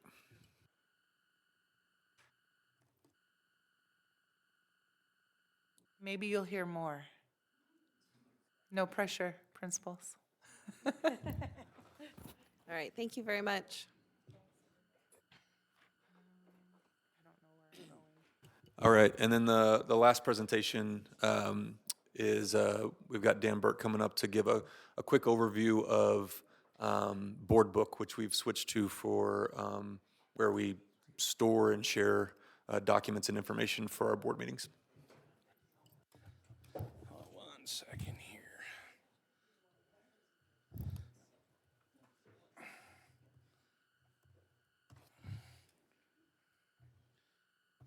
All right. Oh, do you need them lower? Brighter? We can turn them down. Yeah, it's bothering our eyes. You're good? Yeah. Is that better? Okay, yeah, just tell us, yeah. Hello, board, and thank you for having me come up and explain a little bit about Board Book. I'm going to make this brief. It is a very simple product. It is really about media consumption for the public, and really trying to make sure our strategic plan and transparency and things like that out to the community make it more easier to stomach and find that information. So we're going to get into it. I've kind of told you a little bit about the presentation. Board Book, it's going to be our main platform for board meetings. Essentially, it is a cloud-based program that houses our meeting agenda, PDF forms that we use in the meetings, and anything else like reports or something like that that the board would see. The public will have access to it. Kind of went over it. I'm just giving you kind of a good book or kind of look here, but the big things about this is going to be our meeting management, being able to create the agenda with you guys not having to be in the room, and being able to just approve them, find different things, bring something else that needs to be talked about. Document access and transparency, like I said, it should be a lot better for the board to be able to access the documents, but really and truly, it's going to be nice to be able to give those or make them available to the public in a PDF form, a very easy way to find it and consume the information. we're gonna go into here, and like I said, the public access website, we've published it on a couple places here. We have it under our menu, under our Board of Education. We have it there under Board Book. And we also have it if you go into the Board of Education website. It'll be right there on the left called Board Book. This will take you, now, so I'm make sure that I'm clear on this. This is not the site that you guys will go in to log into, right? This is for public. So public will come into this and be able to find our meeting, March 25th, and you can click on agenda here. But let me show you the part that's really kind of neat. And that's, you can subscribe to this site. So when you subscribe, you can put any email in. You don't have to sign up. It doesn't create you an account. All it does is create a mailing list that gives you access anytime anything changes on the site or anything new gets added. So I just wanted to show that real fast for you because like I said, that's going to be a huge engagement for our community. As you look at the agenda, you can kind of follow it. You can look over here, there's a couple things that you can either show or not. I like to have all of those selected. Kind of a neat thing is you can download all of this by one button and it'll download the whole pamphlet for you and you'll have it. If you follow along in the board meeting, you can come in here and click on the recognitions, read the documents, follow along. The neat thing about these, and this isn't a gigantic document, but it has a search feature, right? So if you really wanted to get back in here and say, hey, my daughter was recognized today, can I find it, right? There it is, right, Burke. Highlights it down here. And so it makes it a little bit easier to find and process information. Let's see here. Let me go back. And so like I said, the agenda, like I said, is all here. And I just want to show you just a couple of the other kind of just the files. And like I said, it makes it very easy to view them. I've looked at this on a phone. It has a built-in PDF viewer, so very mobile friendly. And so like I said, having the ability to go in there and search documents, we will be able to link videos on the same place where the agenda is. So it's the streaming. And we hope to be able to archive our videos to be able to search for certain things. Now that is something that said that you can do, but we're working on that. And so, I'm sorry, let me get that slideshow finished here. So the public, did our live demonstration. So our big things, right? Compliance and governance is the transparency, historical records, and centralized documentation. That's where they stay, that's where they live. Going further in the program, I mean, I think we have some, we have a chance to enhance it. We've got to take a look at new things coming out with it. I think questioning you guys and making sure that we're talking with the public and see what things are working good for them and what is not, and make sure that we can strengthen that. And then exploring additional features every week, every month, that they may come out. It may be viable for us to use that, but then again, it may, like I said, we want to keep it as simple as we can for our public. So just to recap, meeting management, being able to make meetings and agree with them, document access and transparency. We have improved efficiency, and the big one for me was the notification of subscription features for our community. I'd like to open the door for any questions. Like I said, it's very simple, but if you have any questions, I'd be happy to answer. I just have one question. I'm not sure that you answered it fully. Can we do a link just for the video? Yeah, absolutely. Meetings? And, yes, in fact, we've got one. I'm working with them right now to be able to, because we host from Facebook, it's got a link to that, and then it's got to do a handshake through. So we're trying to get that handshake to work. Got it. But I feel very, very confident that we'll have that fixed very soon. Great. No, that looks good. I had not seen the public-facing side yet. I do know on our side, it has been much more manageable for me to find the agendas. I know just the search feature alone has been helpful because I'll I'll think about a meeting from some time ago and think like, oh gosh, what was that thing we were talking about? And then the search feature, and I'm sure our community as well, they're like, what meeting did we talk about such and such? And then, or like you said, a recognition, and they can go in and find it. And so I'm really excited that this will be much more user-friendly for our community and future boards to be able to use, both on the back end and also on the front end for our community. And if it gets better and stuff like that, we do have the ability to do some training videos and stuff like that. So if there's something that gets more complicated, we'll definitely create some stuff out to our public to make sure that they understand how to use it. This is great. I like that it's all in one place, yeah. Yeah, if you remember how it was before, it was individual links on our website, and to President Height's point, it was we couldn't even find, when did we talk about that 5 years ago? What meeting was that? So that'll be beneficial, and Burke mentioned this, but the main goal here was tying it back to the strategic plan on how do we provide better communication and transparency for our community, and this is one way to be able to do that. So, and then because this is a organization that works with a lot of school districts in the state, I know they work with CASB and other organizations as well. It's tailored to and catered to school districts, so that's another benefit of as well. So thanks to Burke and his team for and Amy and everybody who's been working on getting Board Book up and running, so we really appreciate it. Amy is the true all-star. Yeah. Well, thank you. And I think it makes it a little easier for Amy to honestly help take minutes and roll call and stuff as well. So it just creates better efficiency, and it's just a much user-friendly for, like I said, our board, future boards, and for the community. So it's just fantastic. So thanks, Dan, for presenting, and thanks, Amy, for learning the whole program and anything future that will. So thanks for presenting on it, Dan. So absolutely, guys. Thank you. all right. Does the board need a break, or I guess we'll see how many? I don't know. Amy, how many public comments do we have? One. Okay. Let's do it. We could. A 30-minute break.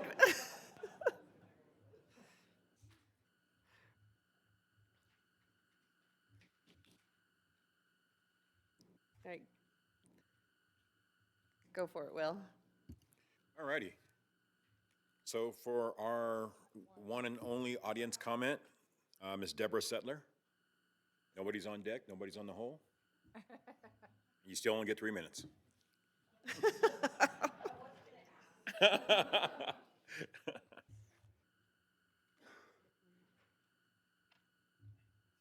Good evening, board members and Dr. Hill. My name is Deborah Stetler. I'm a 12-year resident of Grand Junction, a big supporter of public schools, and a member of the League of Women Voters of Mesa County's Education Advocacy Team. Thanks for the opportunity to speak with you and for the dedication, diligence, and professionalism that you bring to D51. The League of Women Voters believes that an equitable, quality public education is critical to developing informed, engaged citizens. Students must learn to think critically about important current events, and classroom discussion is essential to this learning. Teaching must reflect the perspectives and experiences of all people, including marginalized groups. I'm speaking to you tonight on behalf of the League to follow up on the student comments made at the February 18th meeting. At that meeting, some students expressed concerns that some teachers did not feel free to teach or discuss some topics. One student referred to, quote, recent conversations surrounding avoiding of research papers regarding sexuality, gender, or race, unquote, and to teachers, quote, expressing concerns revolving around executive orders, immigration, and social issues, unquote. Students also expressed concerns about such actions as swastikas being drawn on whiteboards and students telling other students that they were glad they might be deported. We realize that these comments do not represent a formal survey of students or teachers. Nonetheless, we are concerned about the possibility of the learning environment being compromised by student behavior or teacher hesitancy to teach certain topics. We are very much in favor of D51's vision to engage, equip, and empower each and every student each and every day. To that end, we hope that there will be an attempt to learn whether students at other schools have similar concerns, and that teachers are surveyed anonymously about the extent to which they may feel obliged to censor the teaching of comprehensive fact-based history or discussion of current events. We hope that any decisions made or actions taken will be shared with the community. Again, thank you for the opportunity to speak with you and for everything you do for our community and for our learners. Thank you.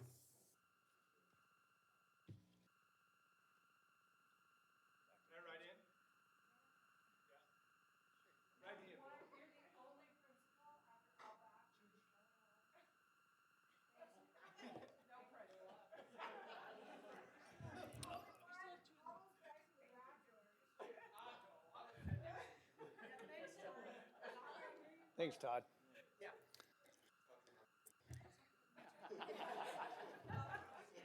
Thanks, buddy. Yeah. All right. Is this completely out of order? I'm just gonna. Yeah. Here to support.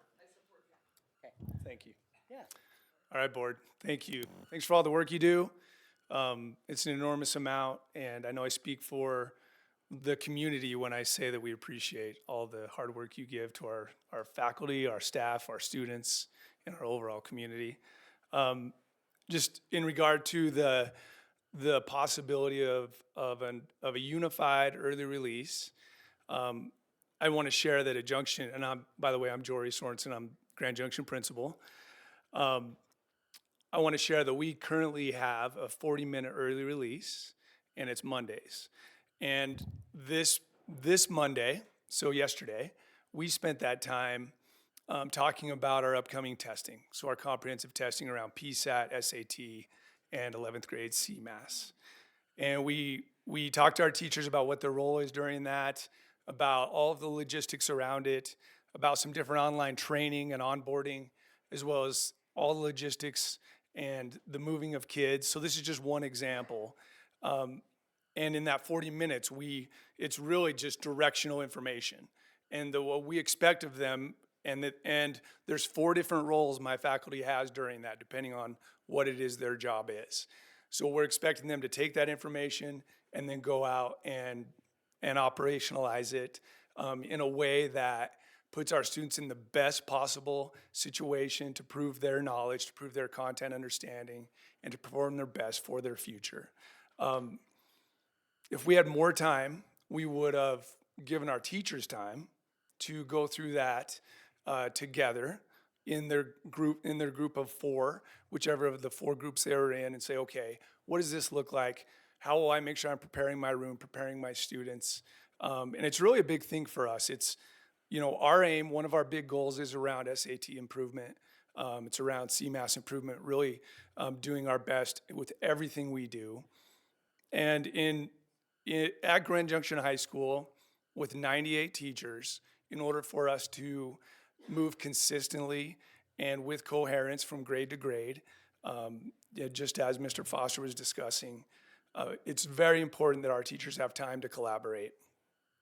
The other context of Junction High School, which you know about, is we built this school for maximum utility. And I'm proud to say that we're doing that. We're using it. We're using just about every room, just about every period. What that means is our master schedule doesn't allow like 9th grade comp teachers to meet together during their day. We provide that during that early release time, so unified early release time would help that for really guided planning. So I think I'm out of time. You can get another 3 minutes. 2, 1, yeah. All right. All right, I'll follow whatever protocol. Signing in, swearing in, whatever I gotta do.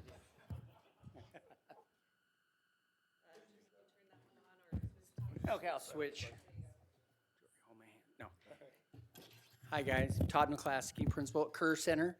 I have always been kind of opposed to any kind of early release. I feel it's a huge responsibility, and letting kids go, I've always struggled with that. So At FRUTA, we experimented with a lot of ways, you know, collaborating, getting teachers together, providing professional development, moving our goals forward. Our vision is really difficult, so we tried a lot of ideas we tried to be really innovative at FRUTA to hold our kids, but free up some staff. And it was difficult. So I'll say that. At the Kerr Center, you know, I was nervous about this because I didn't want to go from 3 mods down to 2. It'd eliminate about 175 kids from CTE programming, and that's an obstacle we've been able to avert. You know, going from 110 minutes, we'll go to 70 minutes on Fridays. Still, you know, over an hour, I think that's adequate. The benefit to the Career Center is the uniformity of the early release. We really struggle with all the high schools being on, they have early releases now. 3 of the 4 do. So it poses a struggle. It's a struggle for us to accommodate all the different schedules.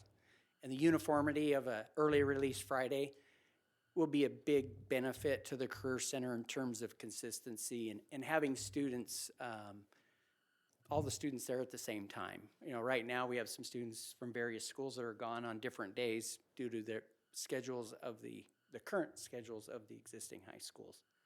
So that'll be a big win, I believe, for the Career Center. Another positive, as I've wrapped my brain around an early release, another positive for our staff is we do a lot of work with industry partners. Our construction program works with local electricians, plumbers. This would embed some time on Fridays for us to work with industry partners, whether it's with the vet science or the health science or the construction program or our culinary program. It will allow our teachers to, also with their advisory boards, typically they try to jam those in during a lunch. Now we can embed those into some Fridays where our advisory boards come in. Those are our industry partners can come in on those Fridays and work with our teachers to make sure our kids are getting the skills they need in that industry. So those are some benefits that I see. Yeah. Okay. Thank you, guys. It's marked today as the day that 2 of our principals broke protocol and took over public comment. Thank you. All right. Yeah. All right. Well, all right. So normally, we don't always have a response to public comment, but Ms. Stetler, we do actually have some updates since the student comment from the 19th. So we did get some information back from the school. So they had not received any reports of swastikas being drawn on whiteboards. It was looked into. There was a swastika that was found in a bathroom that was drawn in soap on a mirror.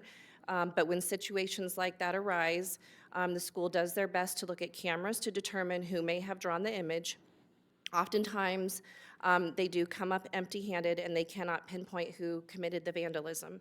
But the schools definitely do look into it and make sure that if they can pinpoint who it is, that they take care of those things. They have not reprimanded any teachers for any of the reasons stated by the students. 2 weeks ago, there was a parent phone call with questions about how some of the topics, including immigration and segregation, were being handled in an American government class. The principal met with the teacher to learn the teacher's side of it and then followed up with the parent, and both parties were pleased with where things landed, and no disciplinary action or reprimand was taken. So, the principals has worked very hard over the last few years to address belonging in the school, and particularly with different subgroups. And it remains the central focus, especially at Fruita Monument High School, since that's where the students that had made public comment, and they want to ensure that every student feels like they belong there. So the principal did meet with the concerned students and at that point, and obviously wanted to make sure that they felt heard. And so I will also state that we do have a controversial materials policy, so that anytime a teacher feels that they want to bring up any kind of controversial topic, we do have a policy that they can follow if they want to bring up something like that. And so it really just revolves around making sure that parents are notified. And so if a parent either feels comfortable leaving their student in the classroom or not. And so we definitely want to make sure it obviously aligns with curriculum, and it's not necessarily something out in left field, because it needs to align with what we're doing in coursework. So anyways, it kind of came a shock as to the board, because we definitely have policy that allows our teachers to definitely teach to certain things. And those concerns were brought up to the principal, and he obviously went and addressed those. So I hope that answers at least most of your concerns, and if not, some things are still being looked into. So quickly, yes. I may not be able to respond back to you. So.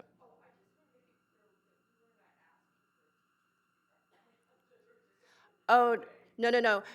We did not take it that anybody was asking for a teacher to be reprimanded. What we were, and that students were not asking for a teacher. What we wanted to make clear was that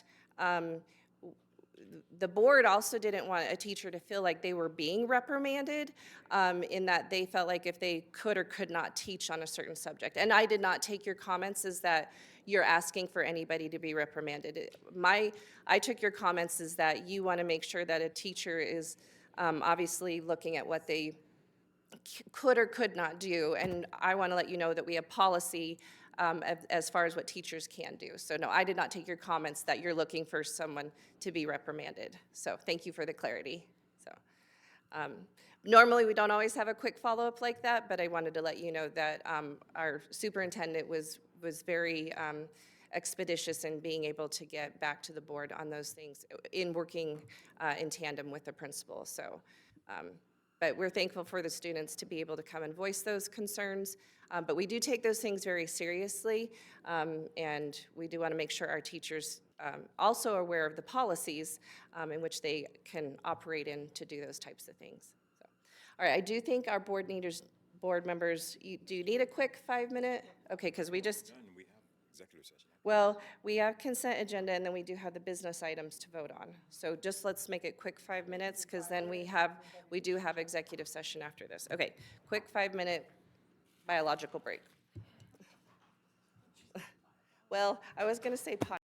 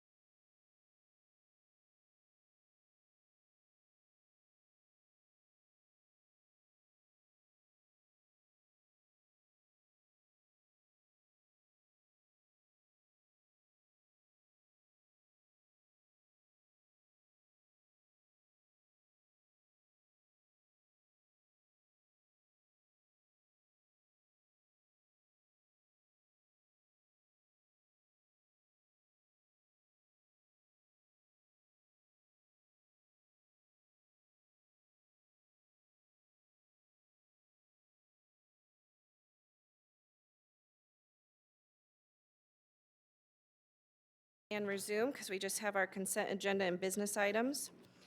All right, so the consent agenda contains personnel actions and the acceptance of gifts and items that are routine and can be approved by a single motion. Items on the consent agenda will not be discussed individually by the board unless an item is removed for individual consideration.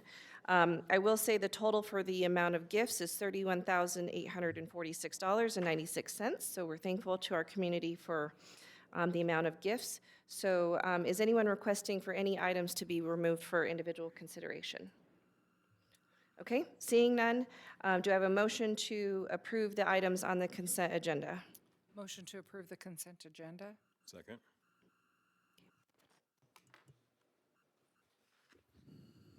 Mr. Chavez. Yes. Mrs. Evanson. Yes. Mrs. Heights. Yes. Mr. Jones. Yes. Ms. Lima. Yes.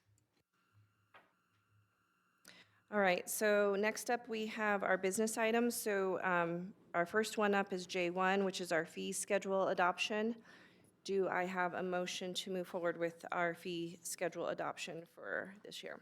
Motion to move on the fee schedule adoption? Second. Any, oh, sorry. Okay, Director Jones seconded. Any discussion? I think we had went over fees a few meetings ago. So I don't think anything else had been updated since then. Okay. All right, seeing no discussion, we can go ahead and call the vote. Mr. Chavez. Yes. Mrs. Evanson. Yes. Mrs. Heights. Yes. Mr. Jones. Yes. Ms. Lima. Yes. All right, next business item, J2, we have the school calendar adoptions for Dual Immersion Academy, Independence Academy Charter School, Juniper Ridge Charter School, Mesa Valley Community Charter School, and New Emerson. Do I have a motion to approve those following school calendars? Motion to approve the school calendars? Second. Okay, any discussion?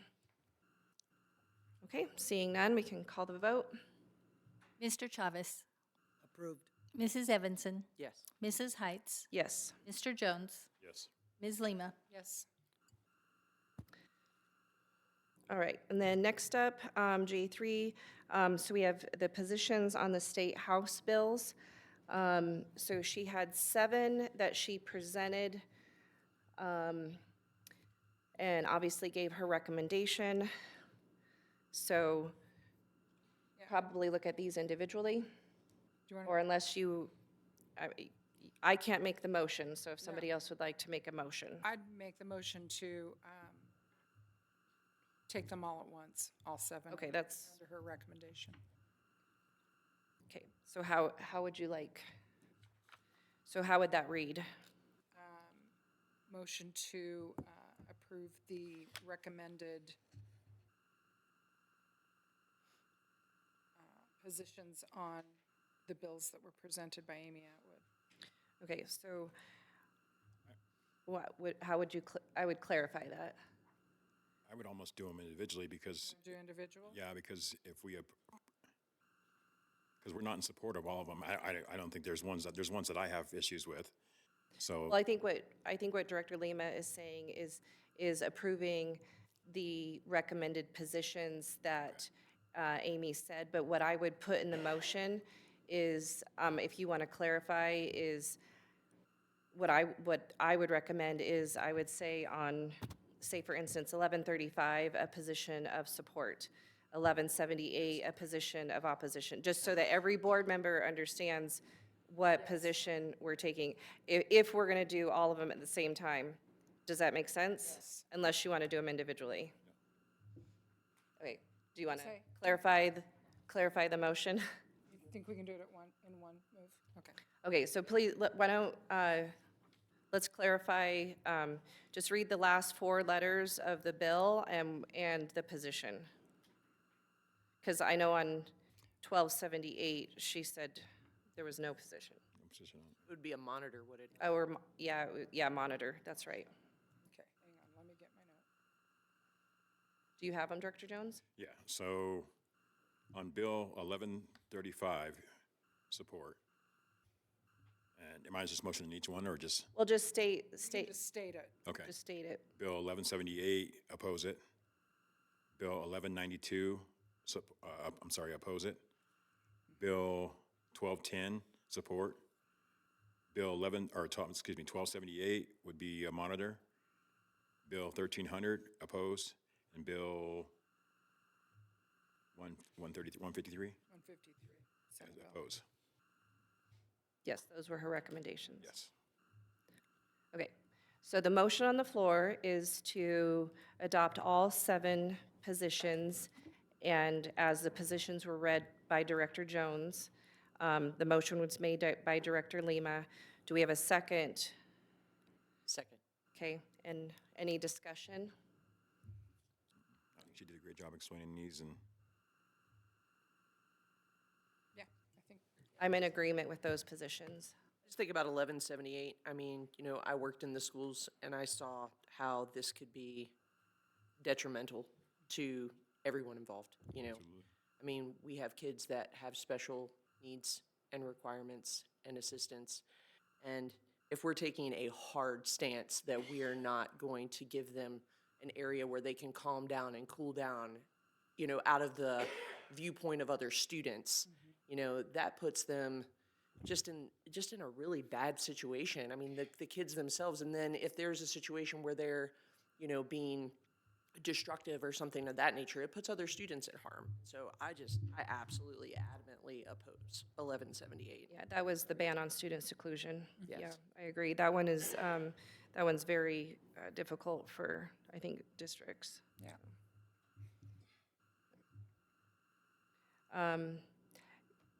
Any other discussion?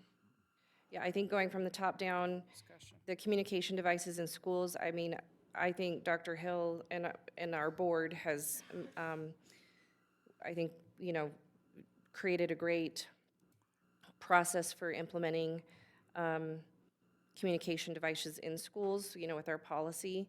So I think having a policy in place is good. I do agree that they don't need to tell us what the policy needs to look like, but having a policy in place is good.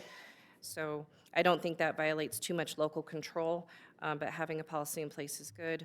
I agree with Director Evanson, what you said about student seclusion. The financial literacy, we talked about that earlier.